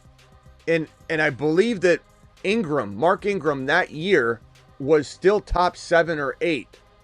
I don't know if you can look that up or if anybody. 2 top. I'm trying to tell you. And then also, do you know Adrian Peterson was on the roster that year? Bro, Kamara caught 81 balls his rookie year. Don't worry about it. Harvey's going to the moon. He's going to the moon, bro. And not to mention, he's one of the most powerful running backs in the league, and you'll see that soon. You will see that soon. Yeah, I like popcorn ready.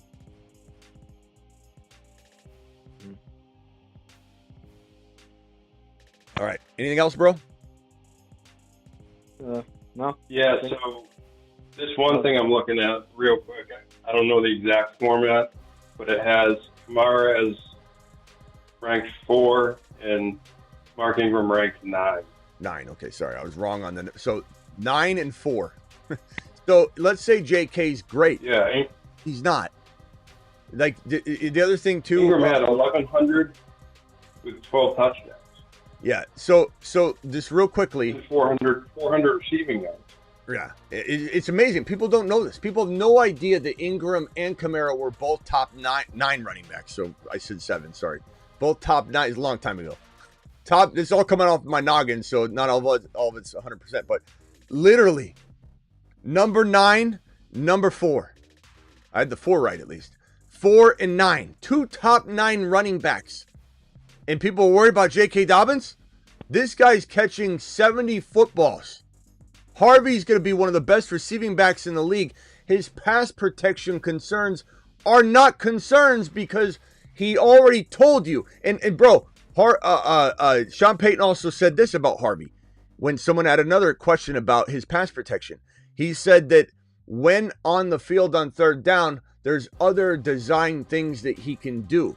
And that remember Darren Sproles? Darren Sproles would occasionally have to block somebody, and he said it was not something he tried to do on the regular. And Darren Sproles was always in there on third downs. Why? Because on third down, Sean Payton's getting the ball to his running back, his joker.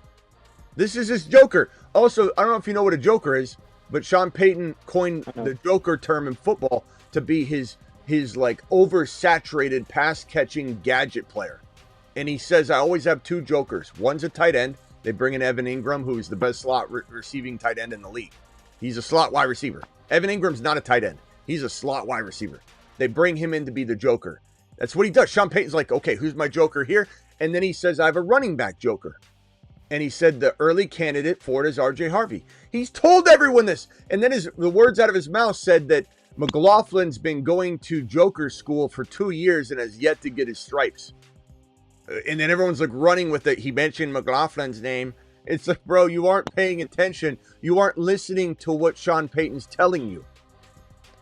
It's going to be an unreal season. Harvey is going to be a top 6 to 10 running back this year as a rookie. And those that don't want to get on board, don't get on board. I'm glad. Tell everybody you know. In fact, The Jam. Call HHH. In fact, everything I told you, bro, it's all a lie. No, he's not going to do well. Tell everybody you know, please. Spread the word.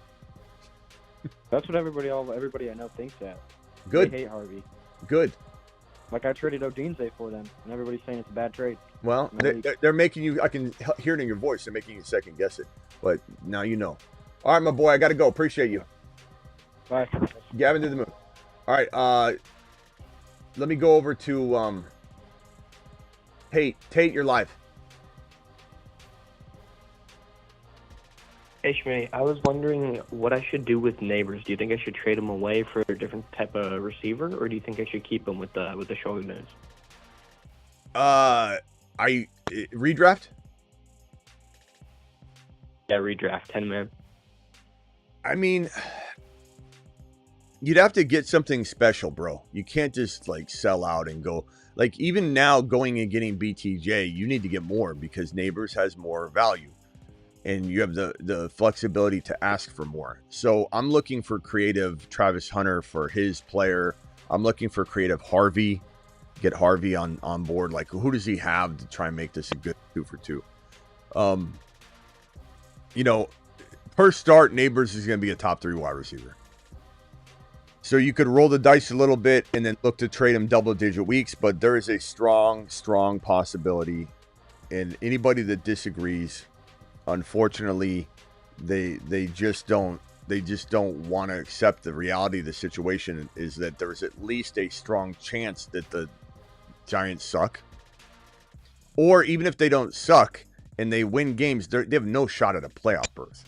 They're not going to be playoff contenders. There's no wild card spots available to grab for the New York Giants. And if you need just a little bit of assurance on that, if we go over and examine the situation, Washington, let's say they win the division. Let's say the Rams win the division. You can choose however you want this to go. Let's say the Lions win the division. Let's say the Falcons win the division. The Buccaneers are, I'm sorry, I don't care what anybody says. They're grabbing either the division or they're grabbing one of those 3 wild card spots, and there are only 3. The top division winners go to the playoffs. The 3 wild card spots grab the only other spots from the conference. So Buccaneers have one of them. If the Eagles win the division, the Commanders have the second or first wild card spot, and vice versa. So let's just say the Commanders win the division, the Eagles get the wild card spot, vice versa. It doesn't matter. Don't get your panties in a bunch. Falcons win the division, Bucks get the other one. There's one wild card spot left. You think the Giants are going to grab it? You think they're going to grab it over the Cowboys? You think they're going to grab it over the Vikings or even the crafty Panthers? Maybe the Niners play well, the Cardinals. I just don't see the Giants having a shot in hell. And so once that's determined to be out of reach, the playoff berth, the wild card spot, what do they do with a player that they want to have 100% for the next year when they think maybe they can make a splash? What do they do with them? He needs surgery. So I'm concerned about, go shopping. Don't look desperate. Maybe even have a conversation with the trading partner, bro. Let's do it like this. Hey, you want to make a trade? I'm bored. I just want to do a deal. Okay, that's always a really good starter. And then it doesn't look like you're trying to trade Nabers at all, right? And then he says he has whatever. Go, well, what are you interested on my team? And then if he says Nabers, you got him by the balls, you know, and then you start kind of trying to say, well, I can't trade Nabers. If I trade Nabers, you're going to have to give me 2 players. And then he's going to say, well, what 2 players? And you just start wiggling in that way, bro. If you don't make it his idea, he doesn't want to do it. You always got to try when you can to make it the other person's idea to make the trade. And if you're ever going after a player, let's say he has Hunter and Harvey, you're probably best served to ask for a higher name player first. Make him say no, so he puts that player above the players that you want. And now all of a sudden he's reaching down into the lower shelf to get you names, and he doesn't feel as capable of saying no to you. You know, like if he had Bajan, you're like, hey, I want Bajan. And you're like, you're not getting Bajan. Okay, well then if I can't get your best player, like I need 2 players of this caliber. So if you were to trade, let's say, for London and Harvey, and you give him Nabers and somebody that's not even close to Harvey's level, then you might win out on that big time, bro. All right? Sounds good. Thank you. All right, later, bro. Tate to the moon. Appreciate you, Tate. Oh, man, the phone line just bailed on everyone that was on the phone line. I'm so sorry. 571, you're live. What can I do for you, 571? Call back if you're on the phone line. Okay, what's good, Smitty? I'm on the clock right now. I'm in the long draft, 4-hour draft. 4-hour timer. And the options I have, like the most notable options, like right now, I'm in the 10th round, the 10.4. I have Colston Loveland, Michael Pittman, Justin Fields, Kyle Pitts, and Luther Burden. Those are the most notable players on the board. I'm not sure which one. All right, you said Loveland, Pittman, Fields. Do you have a quarterback? Loveland, Pittman. Oh yeah, I have Mahomes already. Okay. You have a tight end? Yes, I have Travis Kelce. I kind of feel like there's another player you're not naming that I'm gonna like better though, bro. Yeah. Okay. Darnell Mooney, Brendan Ayuk. First of all, just so you know, Ayuk and Mooney are not playing week 1, week 2, week 3. Okay, go ahead. I apologize. Okay, Ray Davis is also on the board right here. I like Mims. I like Mims.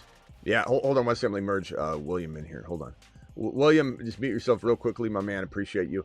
I like Mims and Ray Davis a lot more than the names that you read off. I like Loveland. Oh, all right. This is redraft, but you already have a tight end, and I think Marvin Mims is going to be potentially, I want to say like a league winner, but kind of want to say that. I think he's going to unbelievable. Let me merge this guy in here. Cody, mute yourself. I'm sorry, bro. Mute yourself real quickly. Thanks for calling back. Sorry about that. And then let me mute yourself real quickly. I'll be right with you. I already have Jadon Blue, Brees, Bucky Irving, Jesse. So all right, so read them off. Read them off one more time. You got Mims, Loveland, Fields. Okay, and then keep going. Fields. Luther Burden, Kyle Pitts, Michael Pittman, and that's pretty much it. I don't think that's pretty much it. There's not a Jaden Blue. I already took Jadon Blue, and Bijan Tootin is still on the board, by the way. Okay, Tootin. There's another name. Okay, guys, who are we drafting here? Tootin, Davis, or Mims? That's what it's going to be for me. And I love Mims. Yeah, those are the only notable. Yeah, those are the players that you like. I don't name the players. Mims are too for me. If he has good starting running backs already, Mims are too. Yeah, Tootin's exciting, bro. And Davis is probably the safest running back to take here, but Tootin's got that potential take over the role without an injury happening, whereas Davis kind of needs an injury to happen. I'd probably say give me Tootin. I'm with Travis. I kind of like the value there. I think that's a phenomenal. Tootin right here. All right. Thank you, Smitty. All right, bro. Appreciate you. All right. Let's go over to Cody. You're live. Real quickly, Cody, because you already went, so make it quick. Make it snappy. 10 seconds.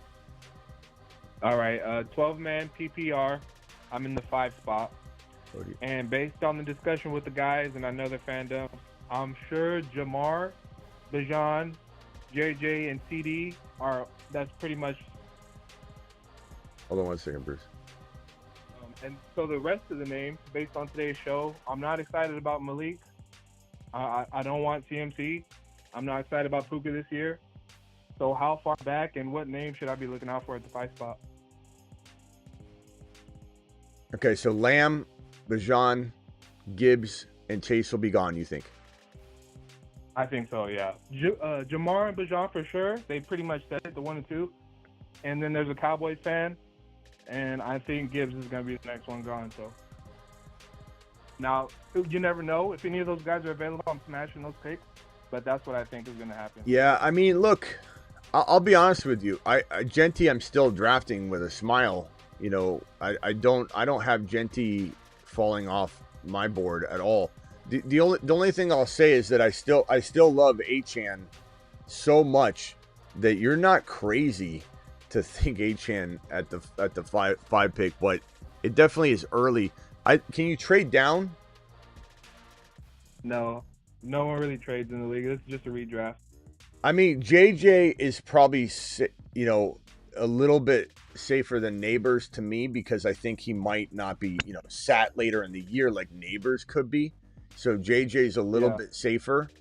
I would say that his hamstring's trending in a better direction than it is not trending in a good direction.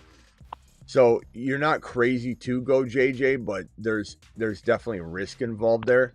So I'd say you're either probably going JJ and you're just biting the bullet on that one, or you probably, you know, you just go Genty and you know, balls to the wall and you say screw what the noise everybody's creating on this topic, and you take Genty. It's either Genty or JJ. You just gotta kind of, you know, decide what is best for the second and third round and what you're likely to probably get.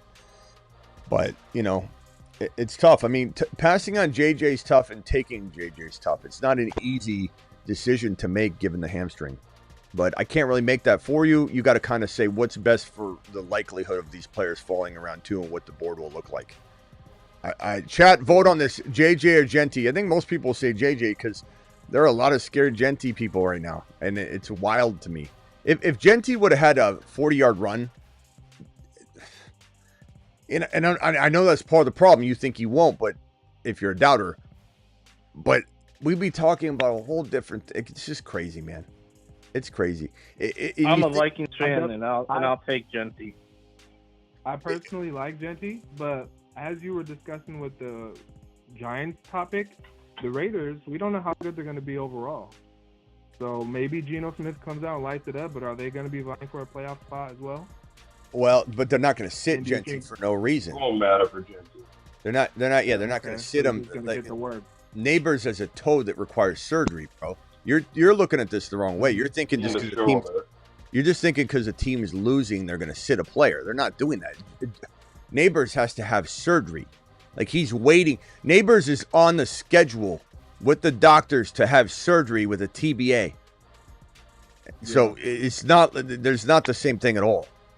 And also, I know, but everybody saying that the Raiders are going to suck is laughable. Because it's a completely different team. You can't say they were bad last year. It's a different team. Different coach, different quarterback. What was Bowers doing in that preseason game? Oh, I didn't see. What was he doing? Was he lighting it up? No. That's what I'm saying. You don't have anybody on the field. You don't have Geno on the field during some of Genty's work. You don't have the offense wasn't even together. So, like, how we judging the Raiders' offensive line and the Raiders' blocking and the Raiders' decision-making when Genty didn't even play with everybody? And once Geno left and he stayed in the game and got the extra carry or two, he didn't do anything and everybody freaked out. Like, it's just wild to me, bro. It's a completely different Raider team. The Raiders are going to be better than people think. This is nonsense. Okay. But, yeah. My thing is, so still...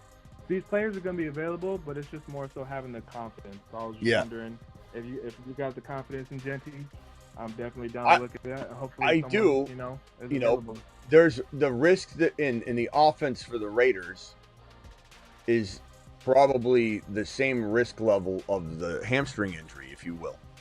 So you just got to make a decision. Which risk do you want to take, and what will that open doors to in round 2? All right, got to go, bro. Appreciate you. Thank you, bro. Let me go over to William. You're live as quickly as you can, William. Or hey, if that's your dad. Yeah. Right. I'm Padrino. What is your name? So it's a 10-man Padrino. Padrino. Okay. It's a 10-man PPR keeper league. I got the 10th pick. I'm kind of stuck on who to pick. I'd get Bijan round 1, Gibbs round 2, London round 4, McBride round 7, or JD5 round 14. 1 QB, you said? Yeah. Yeah, it can't be JD5 then. Okay, give me the names again. Bijan round 1. 1. Gibbs round 2. London round 4. McBride round 7. Jeez. The bad part is they're in order of the rounds getting better, in order of the players getting slightly lesser. But they're all amazing players. But it's like they're spread out almost in a perfect. I don't know how to answer this fashion. Like, it would be nice to have Bijan and Gibbs, but there's a little bit more value with London. I don't know. So you get to keep 2? I'd keep 2, yeah. Okay. If you keep Gibbs, who would you get in the first round? I could get Genty, 8-10. Okay, so let's say you kept Gibbs in 2 and London in 4. You think you'll get Genty in the first round if you don't keep Bijan. Okay, so yeah, you got to look at that and say to yourself, is that better than having Bijan, Gibbs, and a 4th round player? Now, who would you get in the 4th round if you kept Bijan in 1 and Gibbs in 2? Who would be the player? Name like 3 or 4 guys you would get in round 4. I think I could get. This league is it's a little weird. I think I get MHJ because it's a 10-man. I think I could get. If that's the case, then I'm Hunter. If that's the case, I'm keeping Bijan and Gibbs. And I normally don't tell you that just because have that 2-headed monster. Right? Yeah, the fact that you're going to still get a London player that can sniff, London's value at least. That to me is better than having.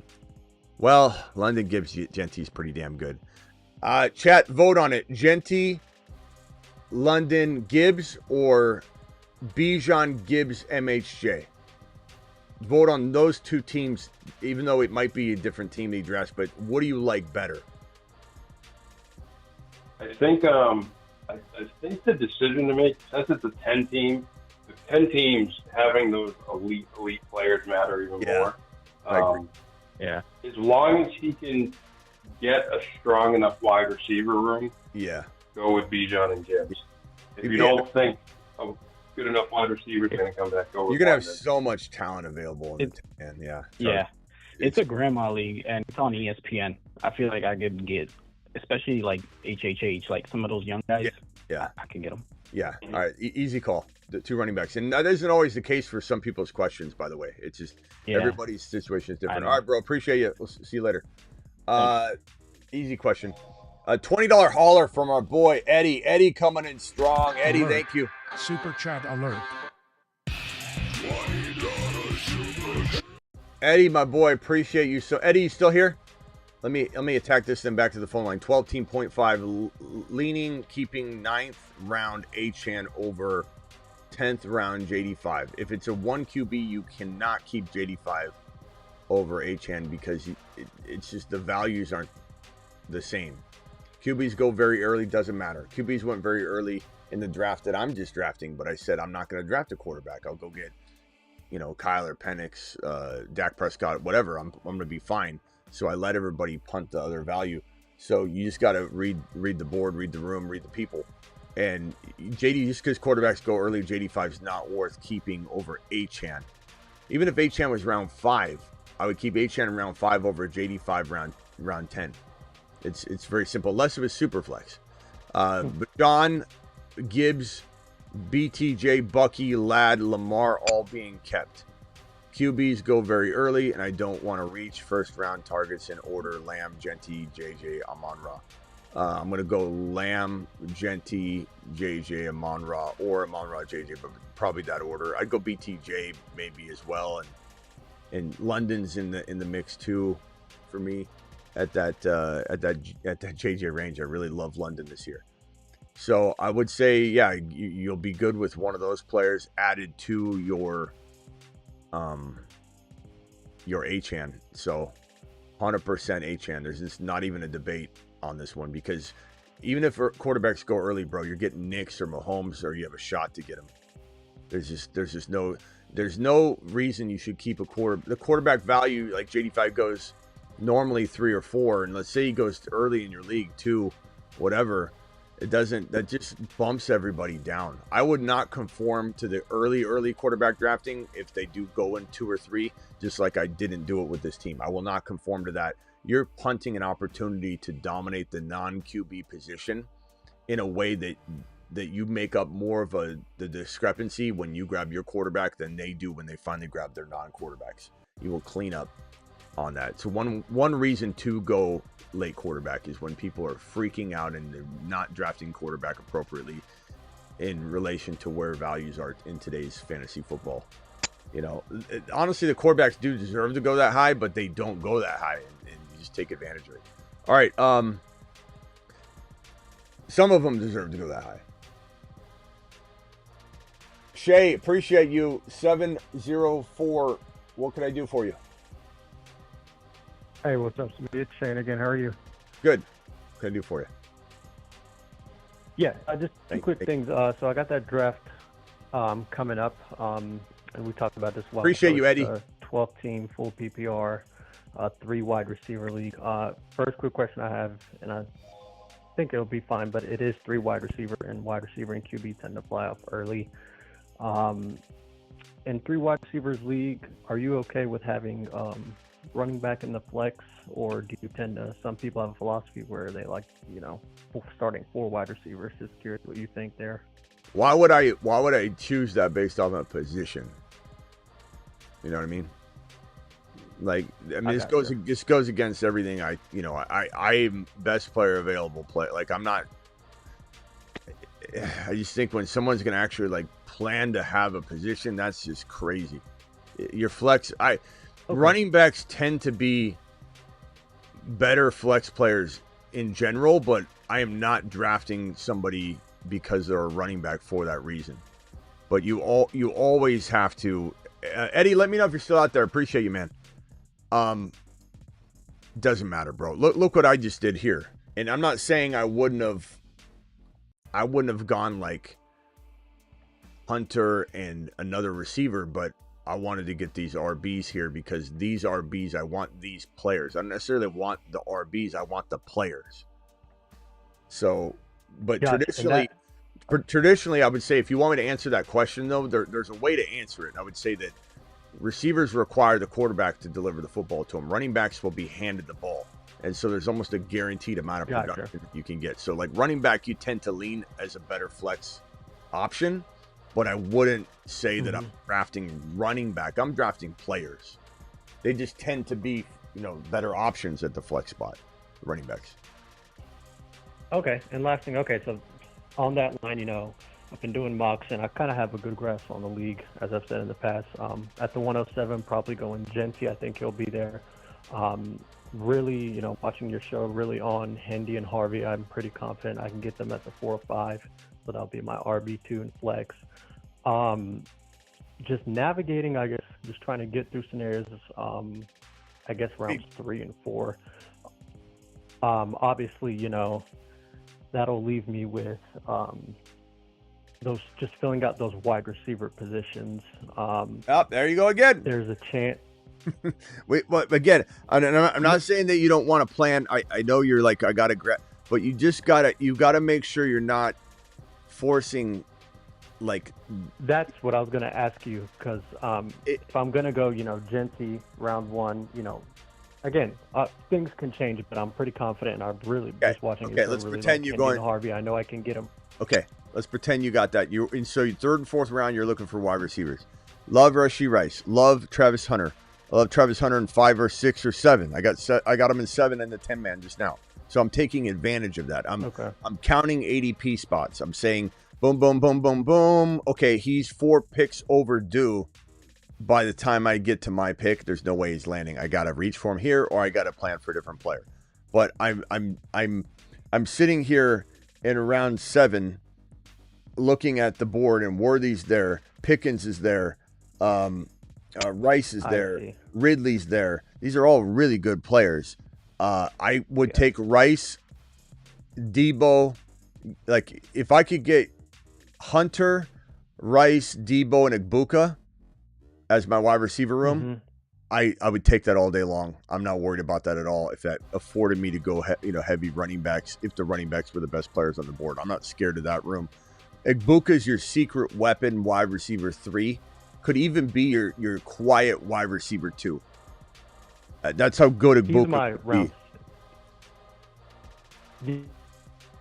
He's that good. I'm not saying anybody should draft him as a 2. Hendy round 1. I'm confident I can get Hendy round 4, Harvey round 5. So yeah, I'm just trying to figure out in Hunter, rounds 2 and 3. Hunter, Debo, Igbuka are your saviors in the rounds after those RBs go. So once you get your Hendy, your Harvey, you try and get Hunter, you get Debo, you get Igbuka, you get potentially. I'm just looking at the wide receivers here. Love. In 2-3, so even maybe go QB in 3 if there's no wide receiver worth taking. It just depends, bro. I can't answer that question. It's like asking me, what am I doing? What am I doing on the 7th move of my chest? Yeah, I got you. You don't know. I don't know. I wish I could tell you. All right, bro. Appreciate you. Call back if you're on the clock, and then I can help you, or call back with like 5 names and I can rank them. You know what I mean? All right, later, bro. Okay. Martin, you're live as quickly as you can. Oh, hold on, Martin. 1 second. BBQ dropping a 20. Alert. Super chat alert.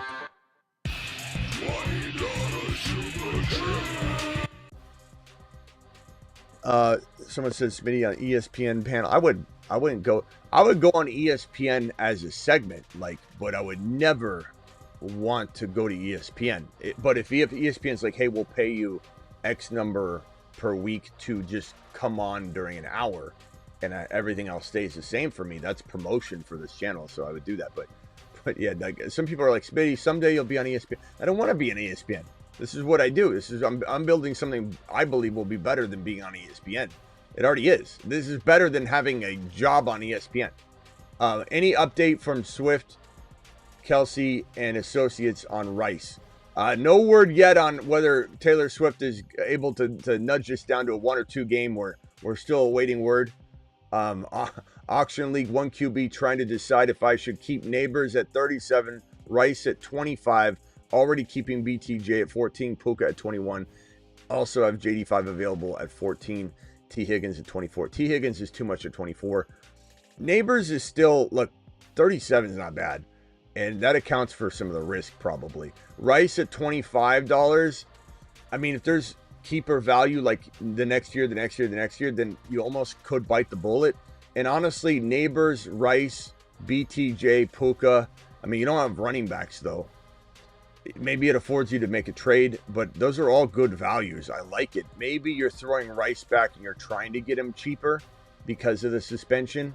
That could be the case, and maybe you can use that money on a Hendy, a Harvey, or a Hampton, and that way you can get some RB action going on there.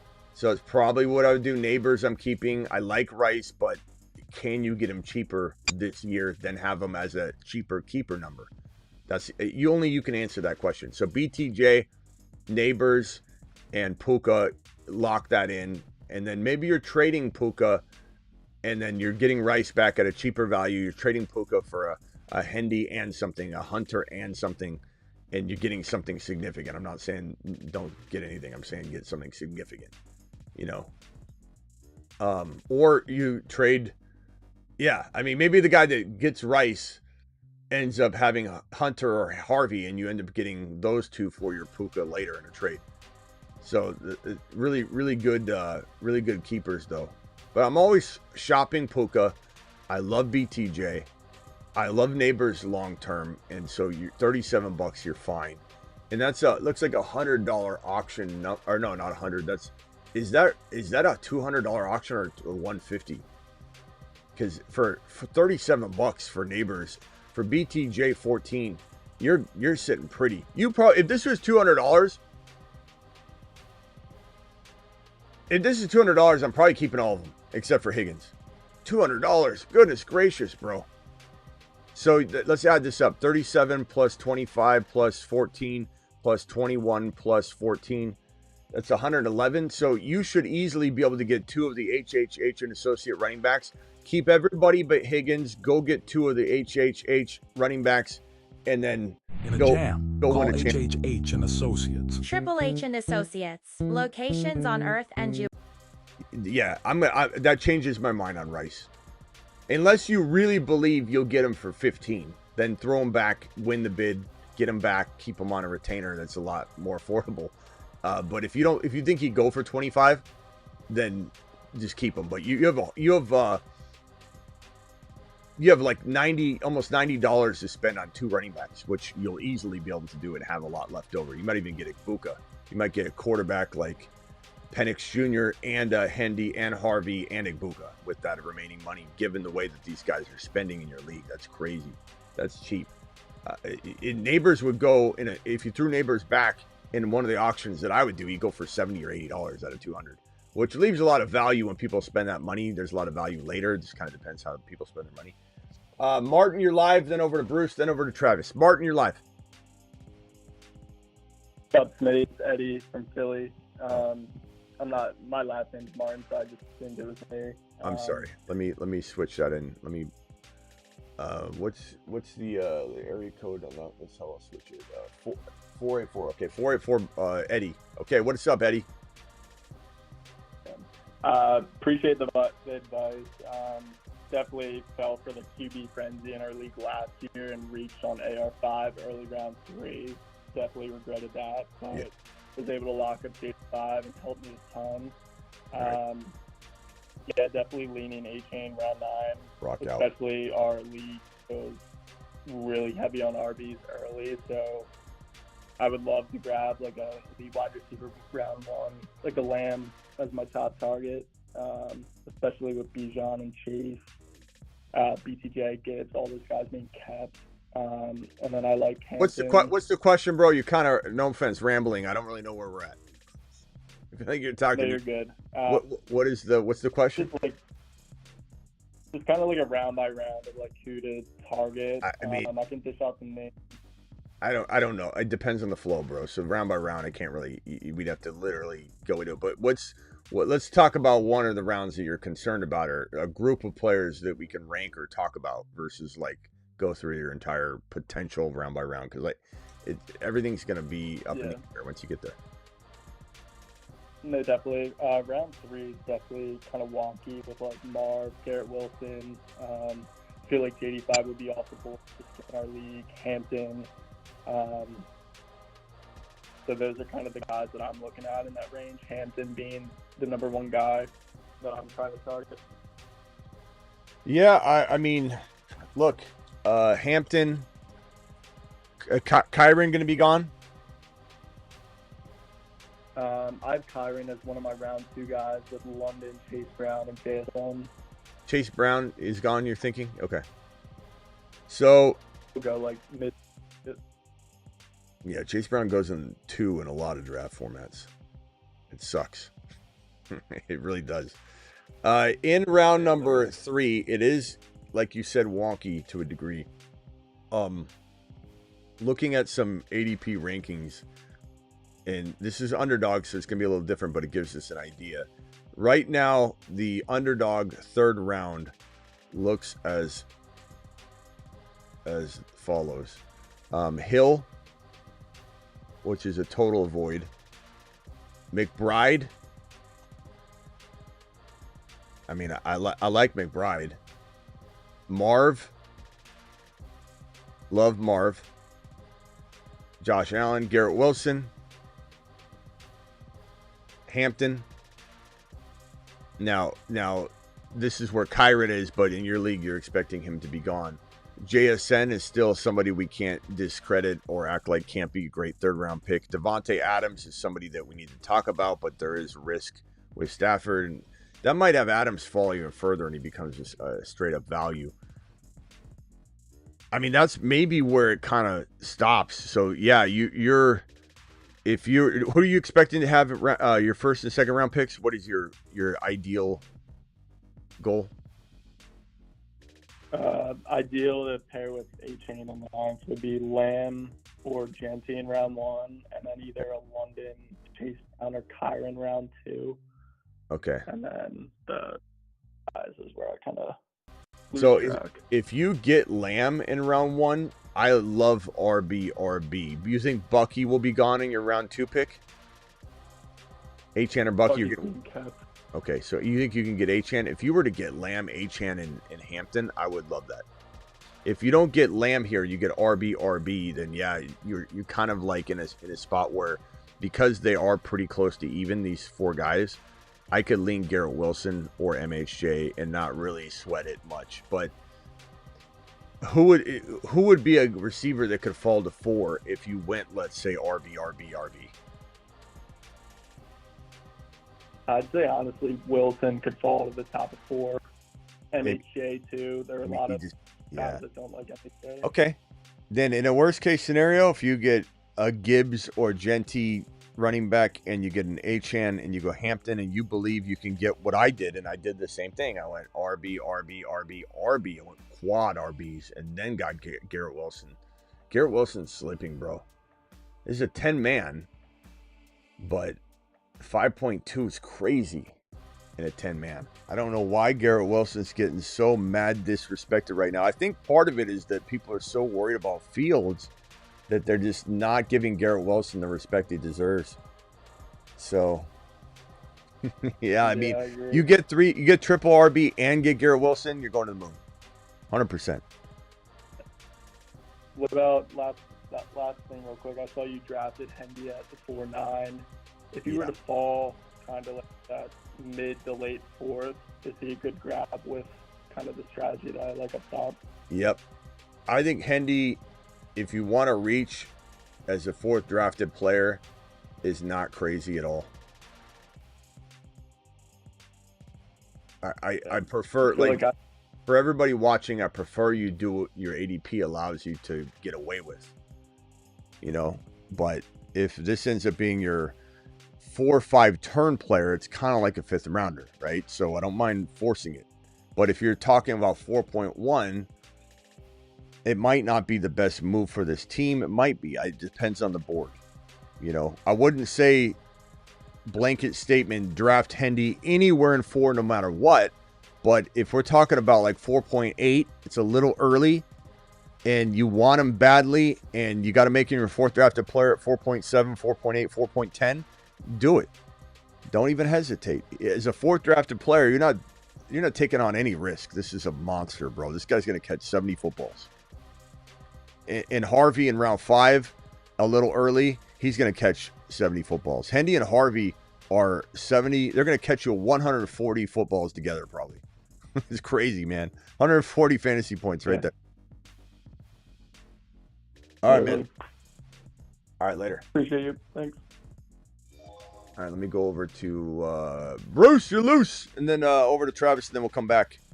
And thank you, BBQ, for dropping that. Thank you, Rockout. Go ahead, Bruce. Hey, Sonny, with the news of Jordan Love and his now throwing hand, what do you think this does for Jaden Reed? Does he drop a little? Or is he someone like you would avoid completely? I don't know, man. I just don't trust Jordan Love. The injury shouldn't keep Jordan Love out of games, but how off kilter will the offense be? Reed's going. Sometimes he goes higher than you expect, and that sucks because you want to have a lot of Jaden Reed at cheap value, but he's going 80. Below him, well, it's pretty good. I mean, below him though is Downs, who I also like a little bit at that value, but I don't believe that he'll be as consistent as people think. Shakir, Godwin, Higgins, Mooney. I'm going straight down. I'm not skipping anybody. Pittman, Cooper, Keon Coleman, Shaheed, Brandon Ayuk, Bateman, Luther Burden, Christian Kirk, Trey Harris, he's dropping everything right now. So Trey Harris is going to have to be a project on hold, just the way it is. Marvin Mims I like, but you don't consider taking Mims anywhere near where we're taking Reed because his value is like in the 120s to 140s. Marvin Mims, 120, about 120. So every player I named, I went straight down from Jaden Reed's ADP. I'm fine with Jaden Reed over those guys. So I think it's a good ADP. If he climbed above, like 4 or 5 spots, he's still kind of good. You got Jennings and Myers. I like Judy a little more. Addison I like a little more per start, but he's going to be out 3 games. And then Igbuka is kind of right up there. So I'm taking Igbuka. There's no way I'm drafting Jaden Reed over Igbuka, but really, Jaden Reed's pretty close to really good value, I suppose, at the 85 territory overall. And that's an underdog early wide receiver saturation. Probably goes more like 90, 95 in a non-best ball probably, or 90. So yeah, I like him. I like Reed. I hope he gets traded. He deserves better. Okay. Yeah, I watched your video earlier, and I was like, I wonder what this is going to do for him. His value wise. And I had like this good feeling on him this year. Like they drafted that receiver Golden, but I was like, you know what? I think he's going to ball out and stick it to him a little bit. Yeah.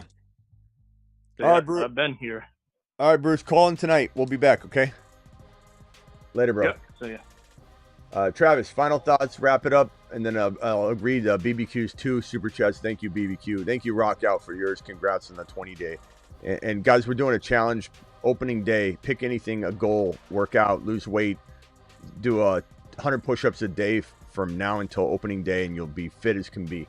Run. Eat better. Stop eating candy for just 20 days. Whatever the case may be. Set a goal between now and opening day Thursday night, and achieve the goal with me. My goal is to get down to 200 pounds, and I'm at 207, 208. It's getting really hard to get past that 207, 208. I was ripping LBs right to that point, so I may have to run double time, or maybe curb some eating, maybe do some more intermittent fasting, which I've kind of stopped doing because I was dripping off the weight. I'm like, I'm just going to eat, but now I might have to intermittent fast, but I got to get 7 more pounds, down. All right, go ahead, Travis, and then I'll read these super chats. Yeah, just real quick, in a super flex, what quarterbacks are you, where are you drawing the line between quarterback and taking, Chase or Bijan? So what quarterbacks would you take before you decide to take one of them in the first round? Yeah, so super flex rank. We'll put Josh Allen at 1, but JD5 deserves to be talked about. Lamar deserves to be talked about. So nobody get their panties in a bunch on the order of these top 3. So Lamar, Hurts is still up there. If it's dynasty, I might move him slightly around.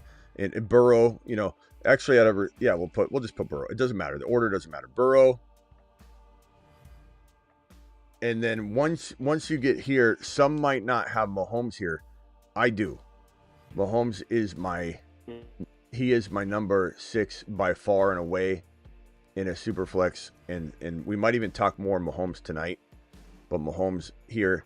And then after that, once the 1, 2, 3, 4, 5, 6 are off the board, then you got Baker, Kyler, Bo Nix, Justin Fields, Dak Prescott.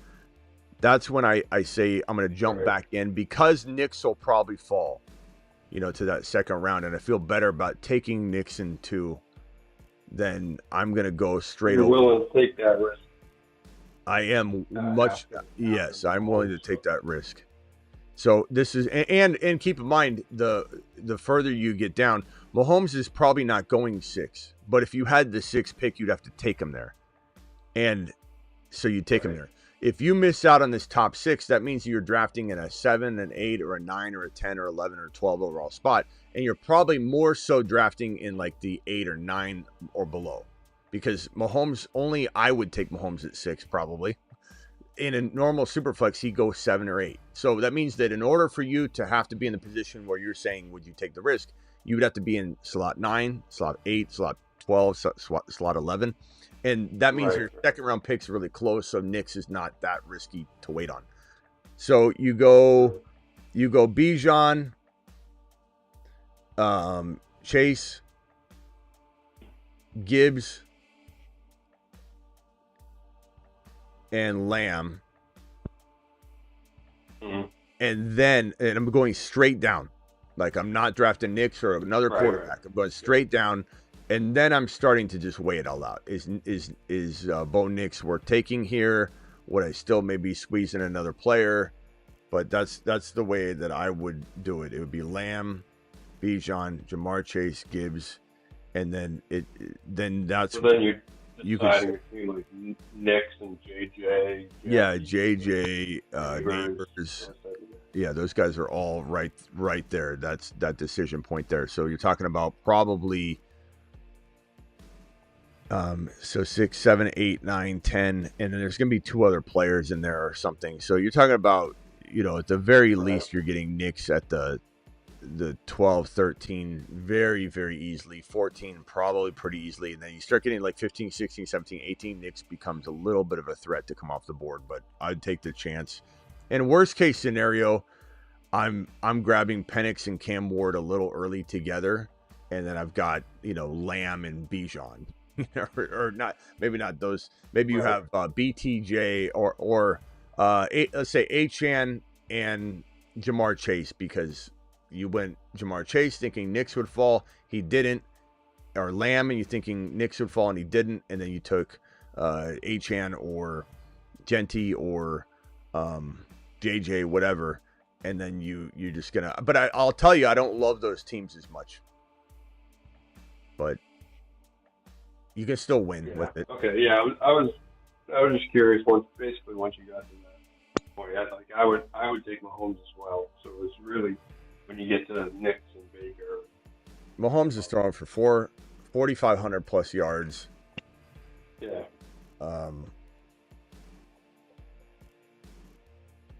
Mahomes is throwing for 45 plus. All the clues are there that they're going back. I would say 38 plus TDs minimum, and capability of 40 plus easy, obviously. So Mahomes is going crazy this year. I love that people think Rice being suspended means he's back to last year. It's ridiculous thinking. The room is so much better. Just Worthy's maturity and where Worthy is now. And Royals looks like a veteran out there. Rashard Smith is a receiving weapon. If Rice was abducted by aliens and never returned, Mahomes has a top 12 pass catching room, maybe top 10. Easy. And yet it's because last.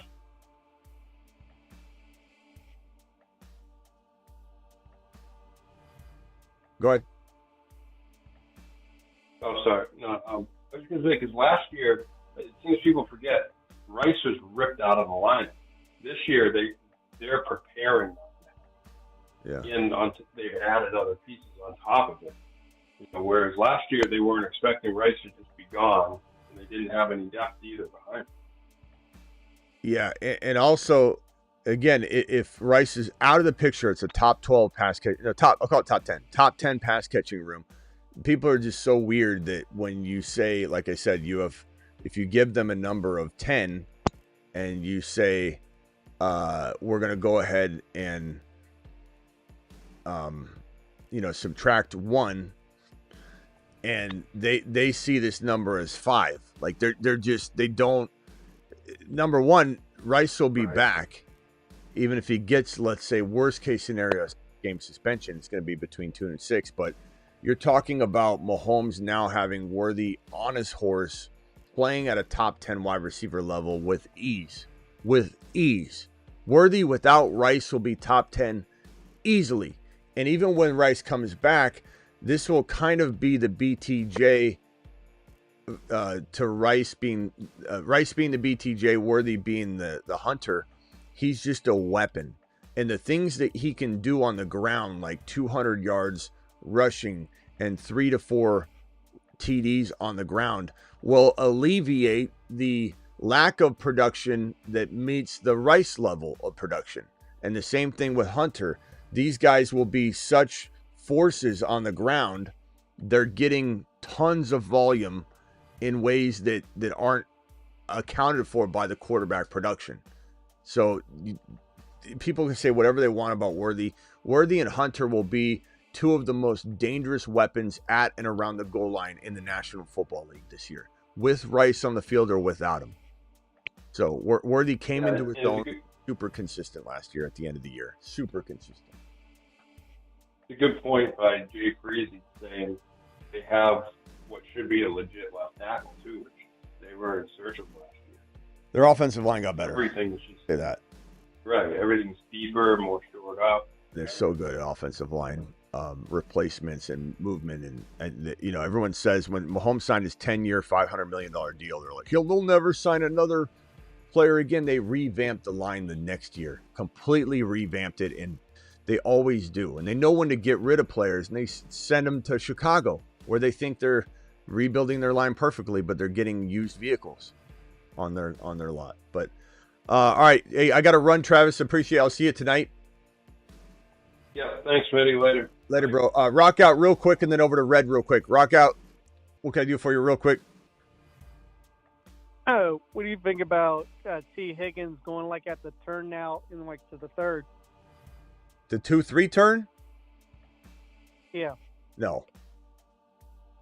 I mean, in No, best. You don't like the middle. What? He's like going in the middle of the third. Oh, you said the 2-3 turn. T and 3? No, thank you. Still no. In best ball, sure. Because I can cuff Burrow. But no thanks. Give me Hampton. Give me Garrett Wilson.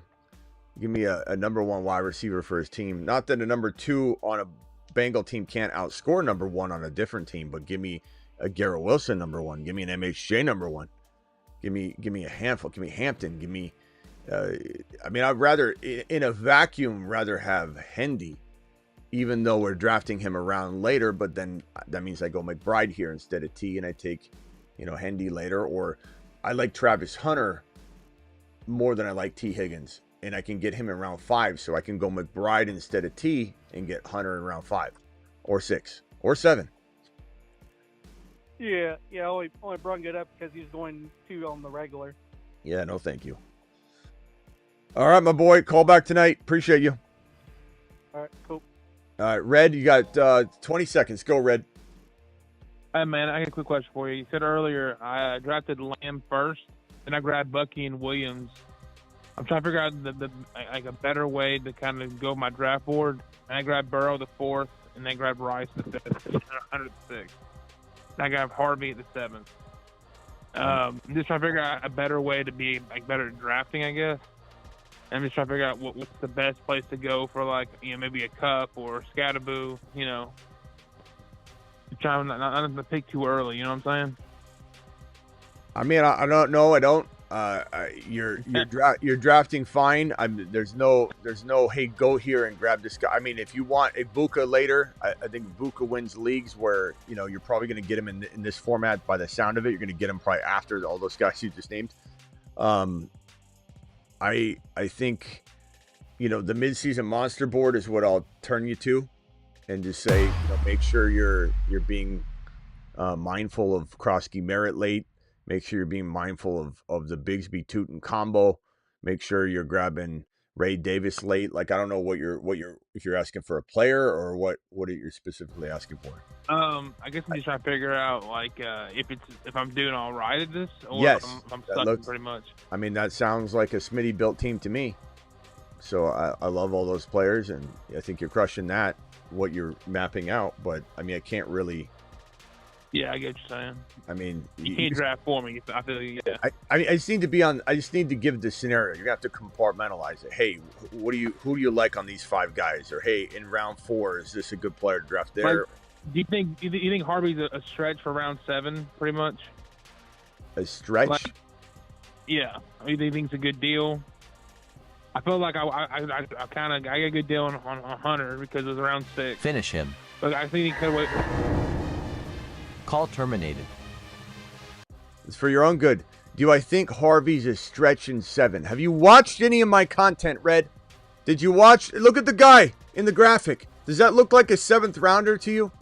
Does that look like a player that is a stretch in round 7? Do I think it's good value in round 7? Why would I put somebody that's not a good value in round 7 on my graphic, Red? It's for your own good. And I got to go anyway. If going late QB in a 1 QB, 12-team league, where do you rank Penix? I would say as a 7 to 10, 7 to 11 monster.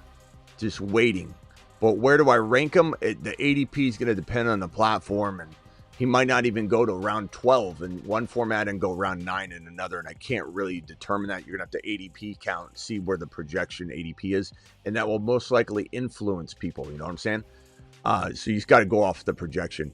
Weren't we having the same conversation when Peyton drafted Bo Nix as we are Harvey? He drafted his guys, look for Harvey to start slow, just like Nix did. I don't think he'll start slow. I mean, he could, but I don't think he will. He'll get better and stronger. But, I mean, yeah, I suppose a week 1 maybe were a lot to be desired. I'll tell you this, though, BBQ. If you are right and he starts slow, he's going to be the number 1 buy low player of the week, and we're going to be sounding the alarm, and people are going to be like, you were so wrong about it. JK got 55 yards. Harvey got 44. But, again, 81 receptions for Kamara in 3 years straight. Rookie year, sophomore year, 3rd year. Harvey is already looking explosive, and he's doing it live. I'll see you all tonight. Don't forget, I'm live Monday through Friday, 8 p.m. Eastern, every single Monday through Friday, right here. That's what you're watching, this show right here. I'm also additionally live whenever big news breaks, and I'm live most midnights.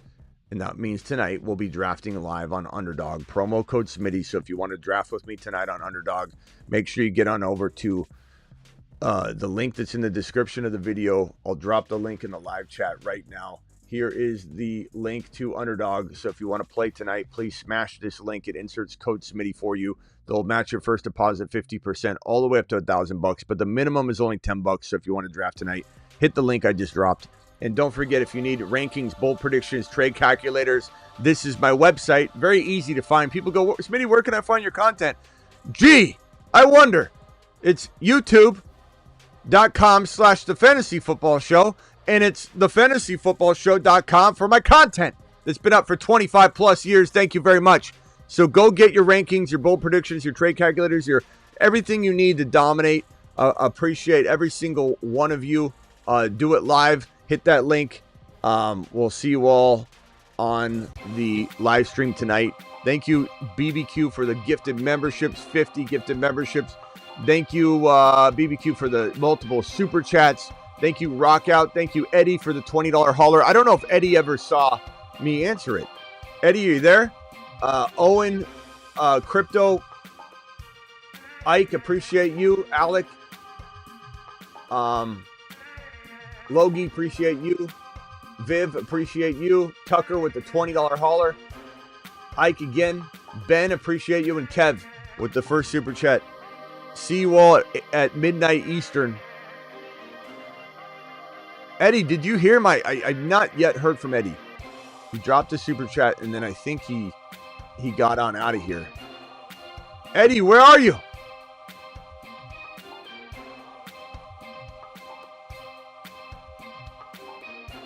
Eddie.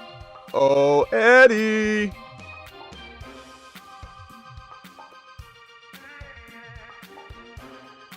Eddie, let me know in a comment that you saw my response, please. Like, even if you're watching later. See you tonight, midnight Eastern. Get on over to the Patreon. I'll drop the Patreon link in the live chat right now. It's a 365 24/7 live chat group.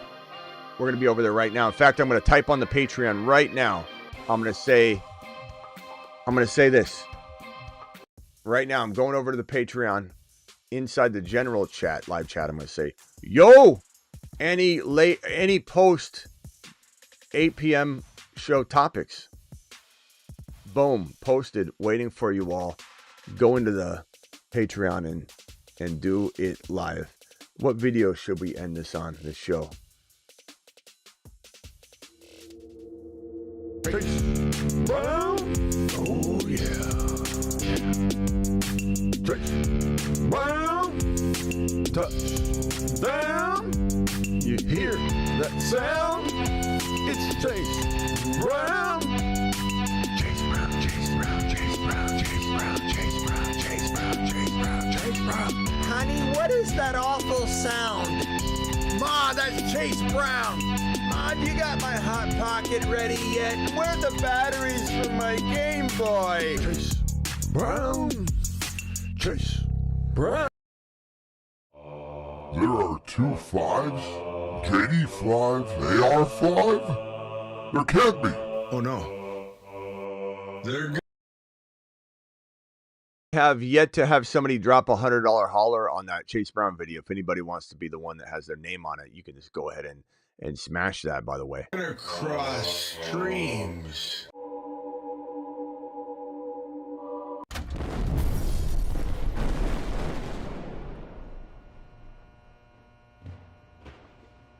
Oops. Well, damn. He's a fragile Freddy. He's a 5.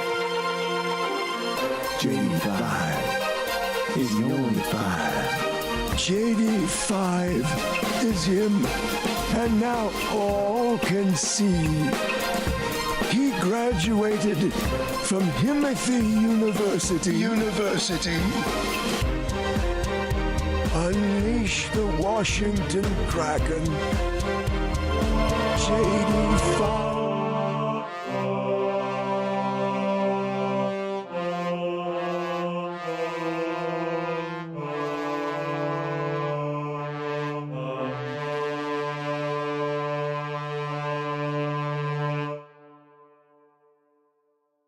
People are getting burrowed left and right, and people are gonna.